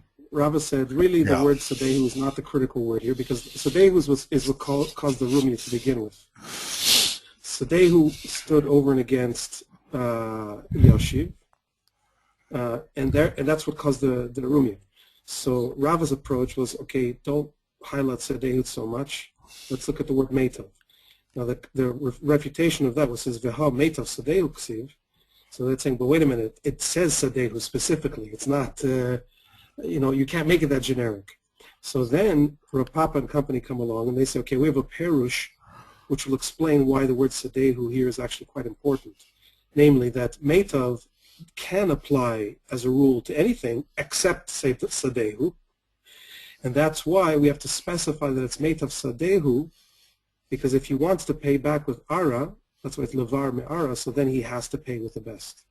Because it's difficult to sell, and therefore he has to make sure to give him the best of the land.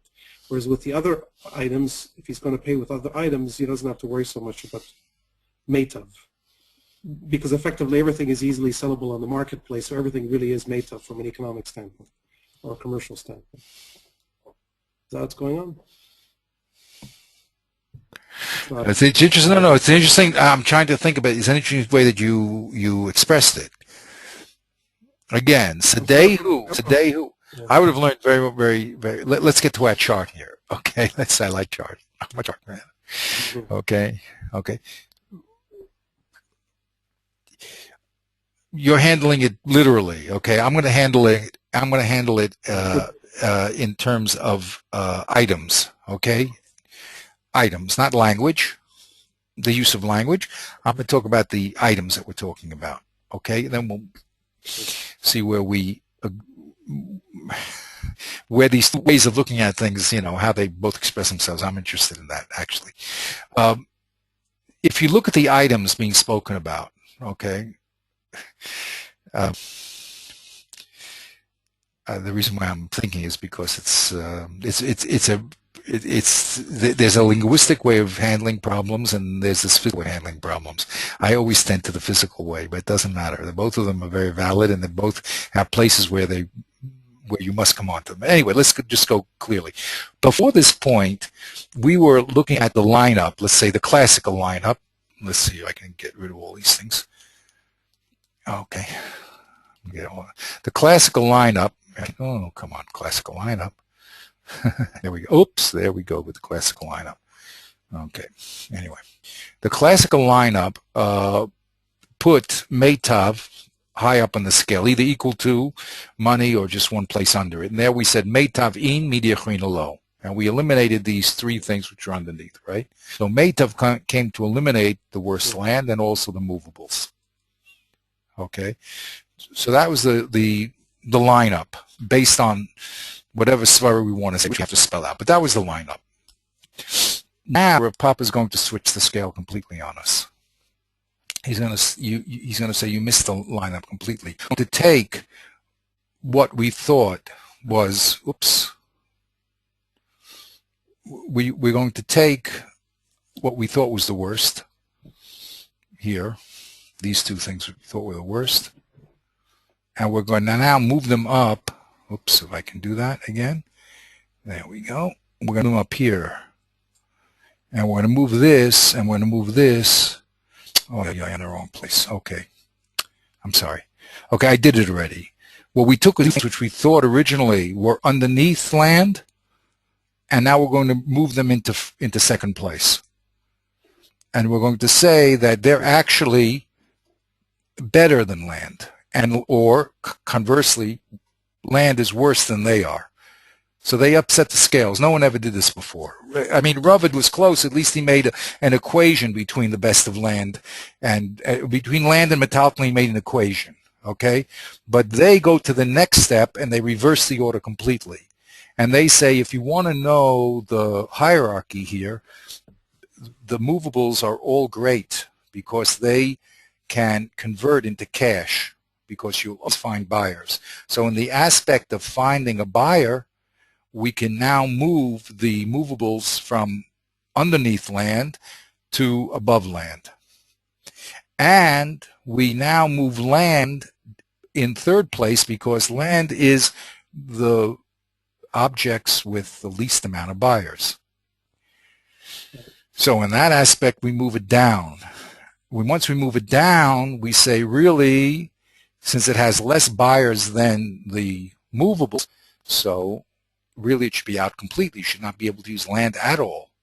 Came along the Torah and said, you are permitted to use the best land because it has something, even though it doesn't have the amount of buyers, but it has the, what are we going to call it? The excitement of the buyers, kofetz aleya.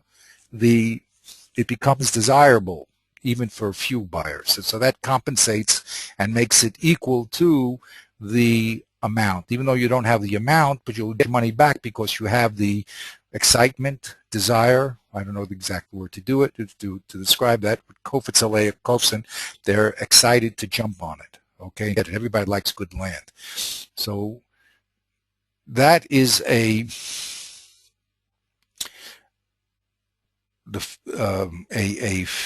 let's say a physical, or it's not really physical, it's also a logical, but it's a physical realignment of the relationship of movables land. And what we thought was best, meaning land was much better than movables, now it turns out that land is worse than movables.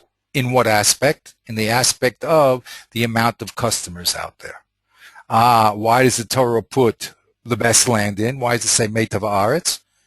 Because what it lacks in customers, it gains in the excitement of the few customers around. So it will equal to the amount of customers because you get your money back, right? Less customers, more excitement is equal to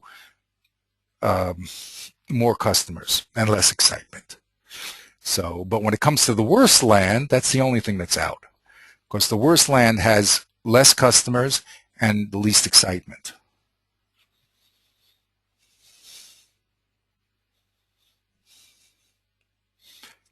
Is the excitement, okay, I'm just trying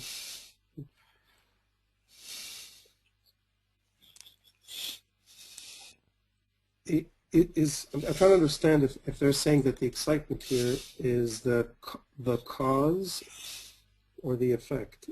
I'm not, that's not right. I'm not on that. I mean, are they saying that land in general is the worst, is the lowest on the scale, and therefore, in order to make people excited about it, we have to specify that it should be the best land? Or are you saying it's not that the in order to would be the other way around? In other words, that the,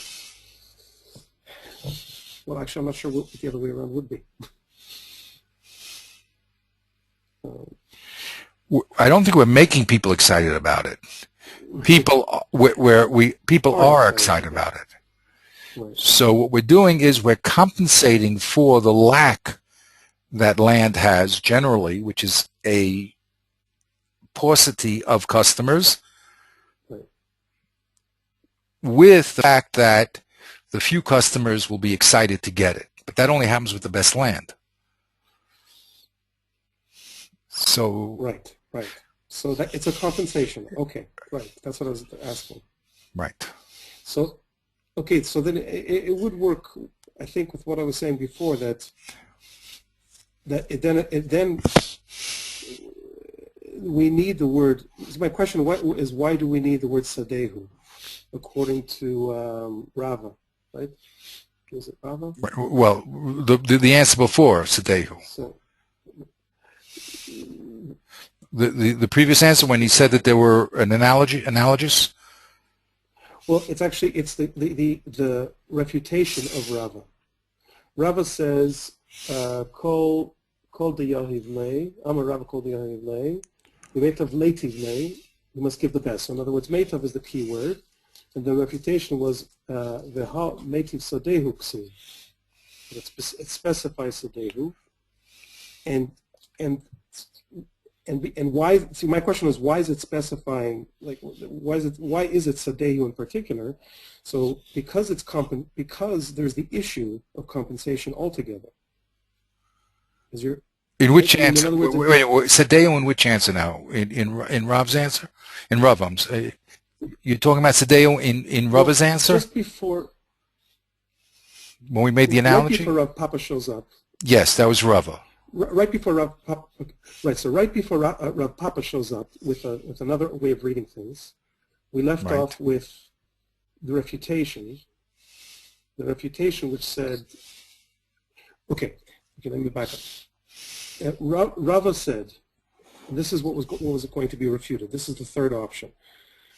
Rava says, Sadehu is not the important term here. The important term here is meitav. And meitav applies across the board. So the refutation of that was, well, if the important word is meitav, then why did it say Sadehu? Why does it narrow it down? Wouldn't just leave it, I don't know what the other option would have been. I mean, but it seems to be that the refutation says, look, it's meitav Sadehu ksi, which I'm understanding, tell me if I'm wrong, but you're saying, look, there's this very specific word here, Sadehu. It's not just meitav in general, it's meitav Sadehu. So, see, that's what I was trying to. See, that's what I was trying to explain when we were talking about the factors before. You see, but talking about the hierarchy of the objects for. You see, it's not a question of linguistics. It's a question of relationship of the objects. In other words, we say that meitav Sadeu is an example of the best thing, right? And therefore, what you're really telling me, there's no difference between land and movables. They're equal. And the reason why land was picked was that it was an example of taking the best. But really, there's no difference between land and movables. You're making these things an analogy. Equivalent. That's what you're doing. Okay? So it's not a question of they didn't knock this out on and it looks like when you read the words they're knocking it out on a linguistic basis, but they're not knocking it out on a linguistic basis per se. What they're saying is that by picking out land, the connotation is that land is somehow better than movables. Right. I see what you're saying now. Okay. I understand. Okay, right. So it says, so the refutation of Rava, when it says "V'ha meitav sadehu ksiv," they're saying, look, don't mess up the hierarchy here. Exactly. We put sadehu on the top of the hierarchy, so don't flatten out the hierarchy and tell us everything is equal, because the word meitav is what. Right. By focusing on by making the word sadehu irrelevant, you flatten everything else. So they said no. The Torah means to put sadehu on top. Right. Right. So then Rav Papa. So now Lechora, Rav Papa is doing a worse thing. You see? Right. Because he's putting it underneath. Rava was a poor guy. He only made an equality. Okay, but now look what Rav Papa's doing. He's moving land underneath both of them. Gewalt. Well, now let's answer. Yeah, it's pretty. But now let's all answer your question too. How does it work linguistically? That meitav is being picked. I see what you mean. It's so he's saying, Rav Papa then is saying that the reason that sadehu, let's say the object, not the word, is being chosen, is because this object, in terms commercially, is the most precarious type of object. You can't. Other things you can buy and sell at your ease, at your pleasure. But when it comes to Sadehu, there are constraints. Right. So Sadehu is being selected and pinpointed not because it's at the top of the hierarchy, but because it's the most precarious. And then in order to protect the possibility that he's not going to be able to sell his land, and to make the sale attractive, we better make it meitav Sadehu as opposed to any other type of quality of land. Yeah. So okay, that makes sense. That totally makes sense. Yeah. But we see, Okay. but we Yeah. see again in my one of the things that I love to point. These things are just missed by people because they don't spend as much time as we're spending on it. Not by everybody, but I mean, a lot of people could miss a thing like this because it's very subtle.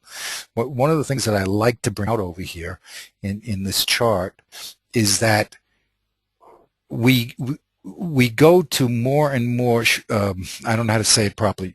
In Hebrew, we say dochek, more and more strained conclusions because we're forced to them.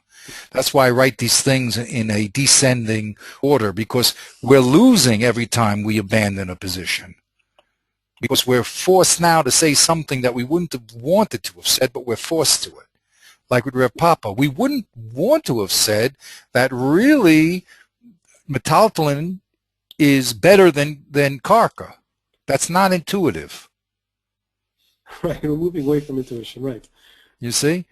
It's not intuitive, but we're forced by the lack of any other explanation, because the more intuitive explanations fail.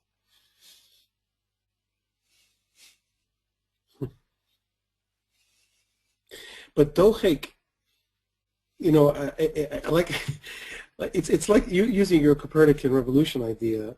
It's true that if you're a person living in a Ptolemaic worldview, and Copernicus comes along and messes up your worldview, and you're saying, "Oh my God, well, we are forced." And Copernicus would say, "Well, I was just forced into this position. Look what Mars is doing. I mean, what do you want from me, right?" But after the fact, in a way, it's like in retrospect, you say, "No, it's the more clean solution to the problem." Exactly. Right? I mean, in a way, in retrospect, it seems like, oh, well, why did we know? We should have thought of that all along. Right, but it changed a premise that you were committed to. You see, it's a very clean. The Copernican solution is very clean. It's an excellent. It may even be the Metzius. Who knows? They're flying in outer space. Maybe that's what they see.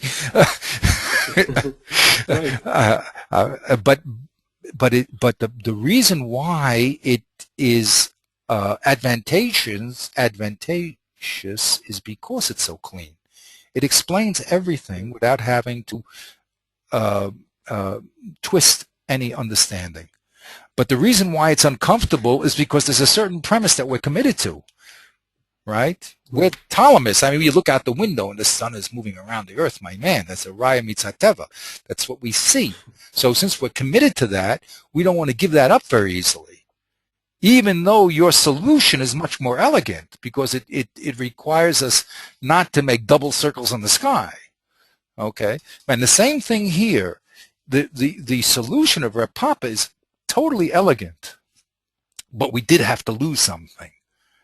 We had to lose our primary understanding that land is always better than metaltalin. Right. You lose the naive standpoint. Exactly. There's a great. I have to tell you this. I'm sure you know this. There's a great Beatles song, "The Fool on the Hill." You know that song, "The Fool on the Hill"? Yeah. So in that song, there's the most beautiful poetic expression of the Copernican revolution. He says, but the fool on the hill sees the sun going down. No, the fool on the hill sees the sun going down, but the eye in his head sees the world spinning round. That's it. I should have quoted the Beatles. I didn't need Copernicus anymore. So in other words, like the fool, which is really the wise man, right? The fool has retreated into his head. He's saying, yeah, of course I see the sun going down. But the eye in his head, on an intellectual level, he sees the world spinning around. He sees what everybody doesn't see, that the world is actually spinning around. That was very interesting. I wonder who wrote that. Do you think they wrote that? Well, they got it. Yeah. They wrote it? Oh, John Lennon probably wrote it, right? Yeah, I think John Lennon wrote it. Okay. No, but I mean, when you apply it here, it's interesting. I mean, it seems to suggest that, the Chachamim, I mean, they're called Chachamim for a reason, obviously. They're, right. They see the world in a different way. Everybody's saying, look, this is, read the Torah in a simple, naive way. And they're saying, no. You're just seeing the world as a Ptolemaic universe here. You're not seeing what's really going on. Right, exactly. And most of the chidushim of study is always a surprise, right? I mean, we turn on lights. It's not, God, you crazy? You tell a person 100 years ago, you make a little move with your finger and you can turn a light bulb on. Come on, you're mentally disturbed. So, most of the great understanding is always looking deeper into the reality and finding that mental chiddush. I mean, what did Einstein do also? I mean, atomic energy. I mean, that was totally looking deeper and differently, and to see things that no one could see before. And it was his mind saw it, right? He just used his head. Later on, the other people, got the physical realities. But that's beautiful. Thank you very much. I mean, I like that. As an old Beatles fan, I like that. I never heard that line, but I'll have to use that now at my Copernicus to the right crowd, of course. But that's exactly the point here. Okay, and that's the point, and that is what I said also with the Karaites, and everyone wants a simple view of life, and a simple view, but the simple view is not always the truth. It just happens to be the simple view. Now, no one's going to push the simple view out unless you're forced to. You see, we don't throw away the simple view; we end up in the mental institution. But we're not always committed to that view. Okay. So that is Rev Papa. Okay. The question is, can you go on a little longer, or do you want to call a break? Yeah, sure. Oh yeah. No, okay. No, if you're okay, another half hour. What do you think? No, I'm fine. To me, this is life. Yeah. I mean, I'm telling you, I can't. This is, and we're only and you understand on the surface level of the situation. We're just giving it time to understand the basic structure and the relationship of what's going on, okay? But Baruch Hashem, that's why the Torah, you always come back to it over and over again. It's very, very deep. But okay, whatever it is where we're holding at this point. Okay. There's an important relationship between linguistics and this reality thing, but I haven't thought about it.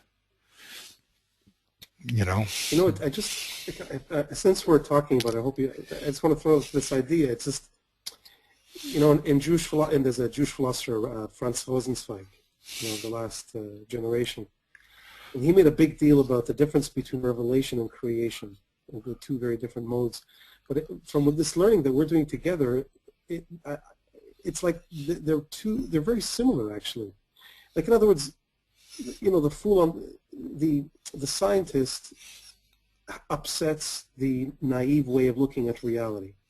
And people, when they read the Torah, they think that the Torah should operate differently than that. They think, well, okay, the world, you can penetrate into the deep secrets, but the Torah should be, God talking to you should be all clear and obvious. But it seems that the Torah is functioning in the same way. Like, revelation works in the same complex. Yes. It's like Hashem is putting out these elements, and he expects us to analyze them and get to the real truth. Right, exactly. It's weird. It's weird. It's 100% beauty. That's the beauty of it, and that's what people, again, they think it's a belief. Okay, whatever they say, you believe. Blind faith. It's not blind faith. It's chachma. It's wisdom. But wisdom is something that's always requires wisdom. You have to be a wise person to understand what's going on. You can't be a simple person. You just can't. I mean, you could be a simple person and believe. That's called, amunas tam. But the Torah, the Chacham, is greater than the Navi. The Chacham, the person who is wise, is the idea. Hashem wants to share his ideas with us, which is unbelievable thought when you think about it, but that's what he wants to do. And that's the beauty of learning, and that's why, unfortunately, learning sometimes is the I don't know what the right word is. The anti-intellectuals. I've met people who are extremely intelligent and are anti-intellectual. Right. And that's a big crime. I mean, because a person who has the ability to understand, and he has a mind, an intellect that works and that sees, to reject it because he wants a simpler view of life, digging soil and back to the earth, and having what I mean? It's really a chaval. It's a real loss. And that hurts me. I mean, okay, a simple person can't do anything else. He has to blow the whistle. But an intelligent person, shouldn't be happy with simplicity. And we're not talking about undue complexity. We're talking about the deep, as you said, the deep wisdom of the system. You see, and we didn't get to the other point, by the way. The other point is like this, which we're going to have to also keep in our mindset, is that the Torah is saying a chiddush.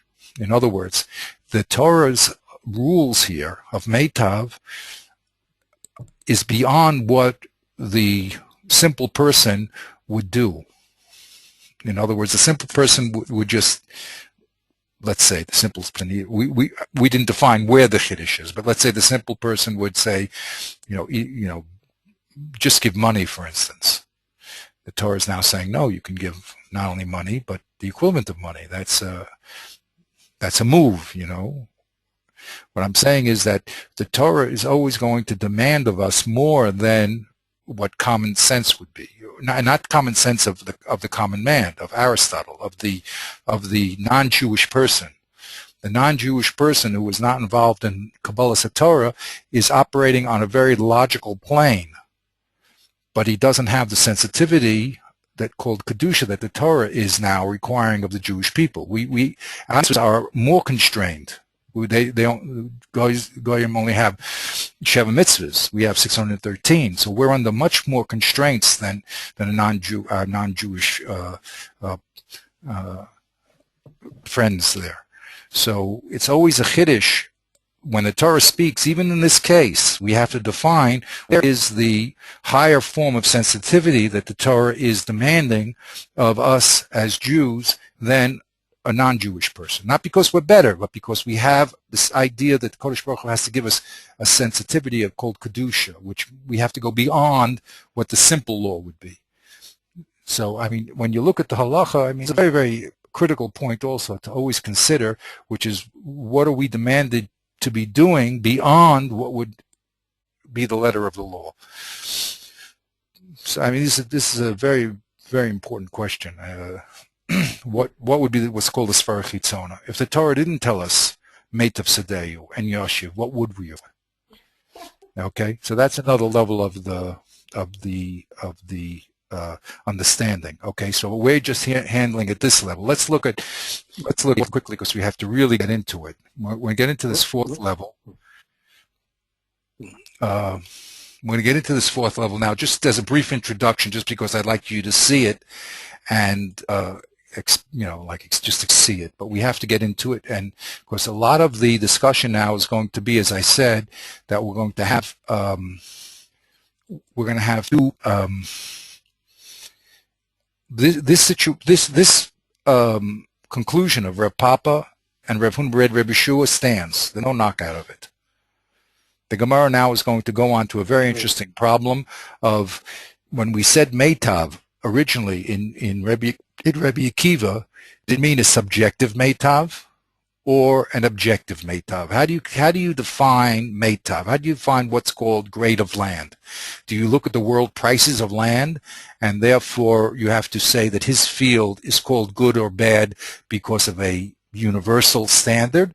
Or no, you look at a subjective standard. So even though universally, for instance, his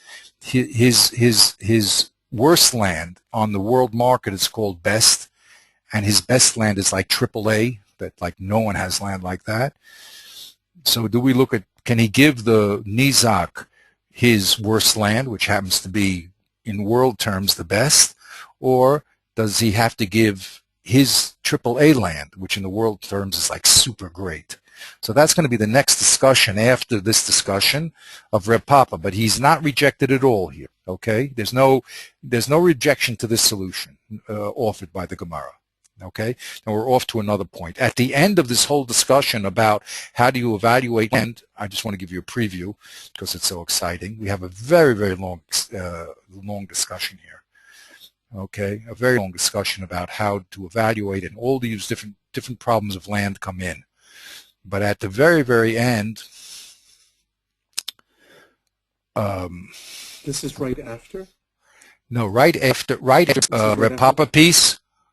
Right after the Reb Papa piece, the Gemara now is going to discuss how do you evaluate best. in subjective or ob terms. That's going to the next Right. assumption. Okay? Now that's going to go on for a page and a quarter or something. I don't know exactly. I have to look inside it. But it goes on for a very long period of time, that discussion. Okay? At the end of that discussion, all of a sudden, we have this statement of Rav Huna. Now remember, Rav Huna is from a previous generation. Rav Papa is very low down, very final generation.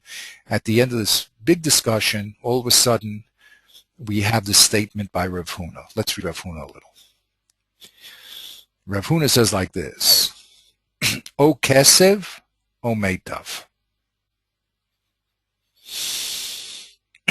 When you want to pay for your damages, you have two alternatives: either kesev or meitav.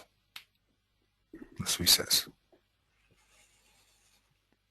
Meitav Sadeu specifically. Very good. I purposely didn't say that word. That's what your mind gravitates to immediately, right? Well, I mean, that's what I'm wondering. I mean, otherwise, what is he saying? Right, exactly. So it seems to be meitav sadehu. Okay? Very good. This is daf test already. Now, Rev Nachman, contemporary, asks Rav Huna, wait a minute. It says Yashav l'Rabba Shav Kesav Afilu Subin. What do you mean you only have two alternatives, Kesav or Meitav? You have all the movables, even Subin, the worst. So he answers him, Hachav Mamayeskinon B'delay. Simple shot.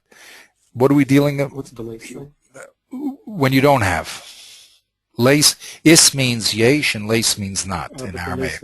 Right. And lay is he does, him, he.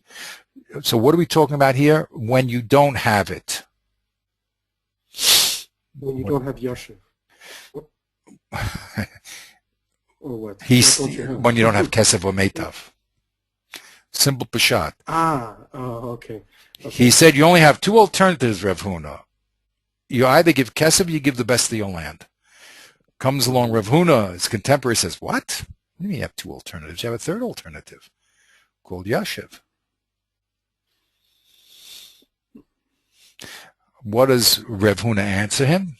That's only when you don't have Kesev and Meitav can you use Yashiv or Filu Subin. Another Copernican revolution here. Okay? So Rav Nachman is holding really, how did we end off in Rav Papa? Rav Papa, if I asked you, what can the Mazig give to pay off his debt to the Nizak, according to Rav Papa? He can give him anything, except when it comes to land, he has to give him the best. Right. So he has to give him O Meitav or anything else, right? Right. Now we don't know about Kesef, but that was one of our variables. But let's, if we say that Kesef is on the top of the scale, so Kesef or Meitav. I mean, that's Rav Huna is telling you, Kesef or Meitav. Now Rav Papa said, so Rav Nachman says, please, what do you mean, Rav Huna? It says Yashiv. It doesn't say Kesef. It says I can give all the other things, all the movables. So he answers him, my dear student. That's the only time you can give movables is if you don't have Kesef or the best of land. Is Rav Huna then? He's reading the two psukim as and, or two psukim of the Rumia, which says Meitav on the one hand and Kesef Yashiv on the other hand. So he's saying, okay, these are two options. That's why the two psukim are there. Well, now we have to be very careful because this is the point that I've always been avoiding talking about deeply. It's going to be a very, very important point, is the relationship of Kesef in this trilogy. We've been talking the relationship of Meitav to Yashiv all the time, right? And sort of putting Kesef on the top equal to Meitav. We really didn't speak about Kesef too clearly yet, okay? But here, Rav Huna, we have two pasukim and we have three variables, right? We have Kesef and Yashiv in one pasuk and Meitav in another one, correct? Yeah. Now, how do these three things operate together? So we were presuming they're all talking about the lechatchila, you can, or whatever you can give now, not something that you can give b'diavad. So he says, no, you have to break up the pesukim differently. You have to say meitav karka and kesiv are both given lechatchila. If you have them, you must give them. If you don't have either kesiv or meitav karka, then you can give shavik kesiv afilu subin.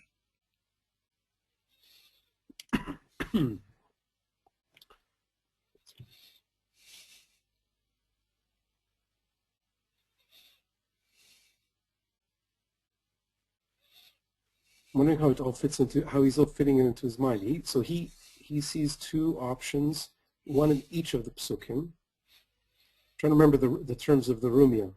The Rumia was... The Rumia said, meitavin midyachina lo, right? Meitavin midyachina lo. Yeah. So that means, lechatchila, you can only give meitav, and you can't give anything else. Comes along the pasuk, kesev, and says, no, you can also give kesev. It's a ribui of kesev. Comes along yashiv, and is a ribui b'diavad.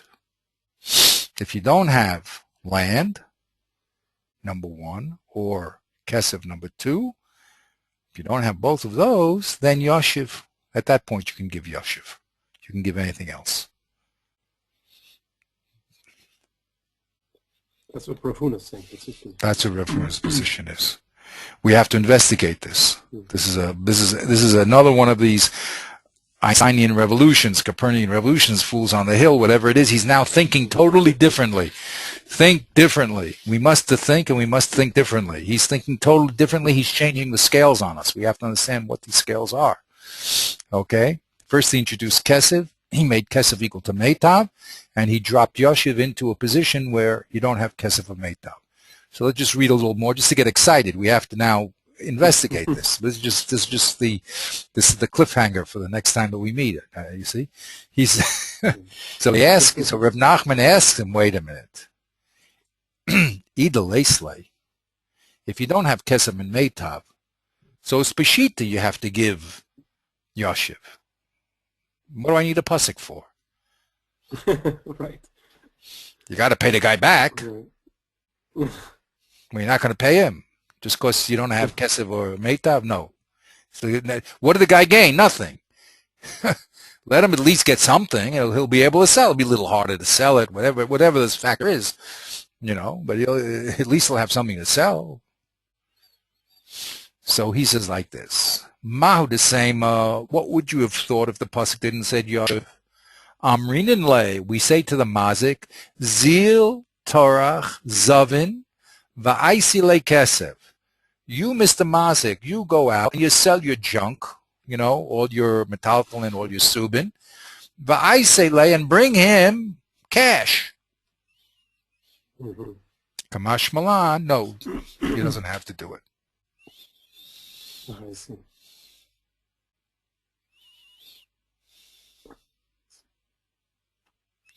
I like it. It's very interesting. Okay, so now I love how we always return, because it's always in the back of my mind that the Nizak is what we're worried about, and then every once in a while there's like, oh wait, okay, but the Mazik also. I mean, why, poor guy, why should he go out to the, stock exchange and have to sell his stuff? So Yashiv is there to protect the Mazik in a way, according to this reading. Exactly. No, well, actually, it's exactly to protect the mazik, according to this reasoning, right? Yeah. Exactly, 100%. Yeah, I mean, for sure he should give. It makes sense. For sure he should give meitav and kesev. Okay, those are preferable, but don't make him go out and stand on the street corner for a day trying to sell his brand, just so he can pay his debt. Well, remember, whatever advantage we give to one person, it's going to be a disadvantage to the other. Right. That's right. Right, so that's another beautiful part of the Torah, that we are looking at the balance of forces here, because whoever, So so you're saying, oh, very nice, Mazik. You don't have to go out in the street, but now the Nizik has to run around with the junk, right? Right. You know. Right. But only no. But yes, it's true. But only if the mazik doesn't have kesef, or I mean, he's already a poor devil. He's got no land. He's got no Right. kesef at hand. All he has is bags of straw in his house. Yeah. It's okay. So poor guy. Let him. Let him Okay. give the bags of straw. Very nice. Very nice. Give him a break. The poor guy. I mean, he's a schlemiel or schlemazel, has no He's a money. schlemiel, right. He has no good land. What are you going to do? Now you're going to make the poor guy. he has He can't support his family. He's going to now have to spend this day running to this other town. Yeah, but what about the Nizik? He says, I'm also a poor guy. Why do you presume I'm a rich guy? Right. Maybe I got nothing too. Right. Now I got to run around. He he destroyed my property. Now you're having Rachmanis on him, but me, I got to run around and sell the junk. Why is that? I'm the victim here. I'm not the. Anyway, this is very, very interesting. Yeah, very interesting, very exciting, and it's only the beginning of the story. You know what I mean? But it's a very, very exciting story here. Very exciting story. So maybe we'll what? Let's see. 9, 10, 11. Oh wow, very good. Time moves fast. Have fun. Okay. Baruch Hashem. Baruch Hashem. Baruch Hashem. Okay, so maybe we'll hold here with this cliffhanger. This is very, very exciting. Sure. Maybe if you can look in the art scroll and just go through the intermediate piece. The intermediate piece is essential to understanding the sheet of Rebbe Akiva. We're going to conclude that the Gemara is going to conclude, according to Tosfos, is going to conclude that we look at subjective best. Okay, but it goes through a proof that it gets onto it gets onto some tangential problems. I use that word guardedly. Okay, tangential problems, and then it comes back to Rav Huna. So one of the big problems is first of all to analyze Rav Huna and to see where he stands in relationship to the other answers. And the other problem is, why did Ravina and Rav Ashi leave him for last? Why didn't they? First of all, he should have been first. He as we saw in the chart, he's a elder spokesman. Usually you bring the elder spokesman first. Okay, and thirdly, what was Abaya's, if they already had the answer of Rav Huna, so offering their own solutions. Right. Right? I mean, here's the elder spokesman. He answered very nicely. We don't see that he's knocked out, by the way. Rev Nachman does raise it, and he answers it. He says, look, it's not Pashita that he has to give what he has. Maybe he has to go by. There is a half a minute. But the point is, this interaction becomes very, very, very exciting in the Rishonim. They're all involved in it. That's why we're picking this also as a classical piece, because this is the raw material, and now they're going to have to handle these questions. They're going to have to solve, why was he left to last? How come Abaya and Rava give a different alternative to him? Who is he arguing with? How much is he arguing with? These are all the exciting developments that are going to start to happen. So next time we meet, we'll go into this a little more deeply. We have to. I would say, if you have time, do the intermediate piece just to have it finished in your mind, because it's a jump here. They were all going to ask, why did we not put Rav Huna right in that other discussion? So it's good to know just generally what's going on there. It's not so simple to figure it out, but whatever it is, just generally you should be aware of what's happening in the middle. Okay? Okay. I'll look at it. Okay. Have a great time. And so Wednesday we'll meet? Wednesday, Bezrat Hashem. Continuing unveiling of the wisdom of the Torah. Okay. Great. Cool, too. Have a Thank you very much. have a good week. You too. Good.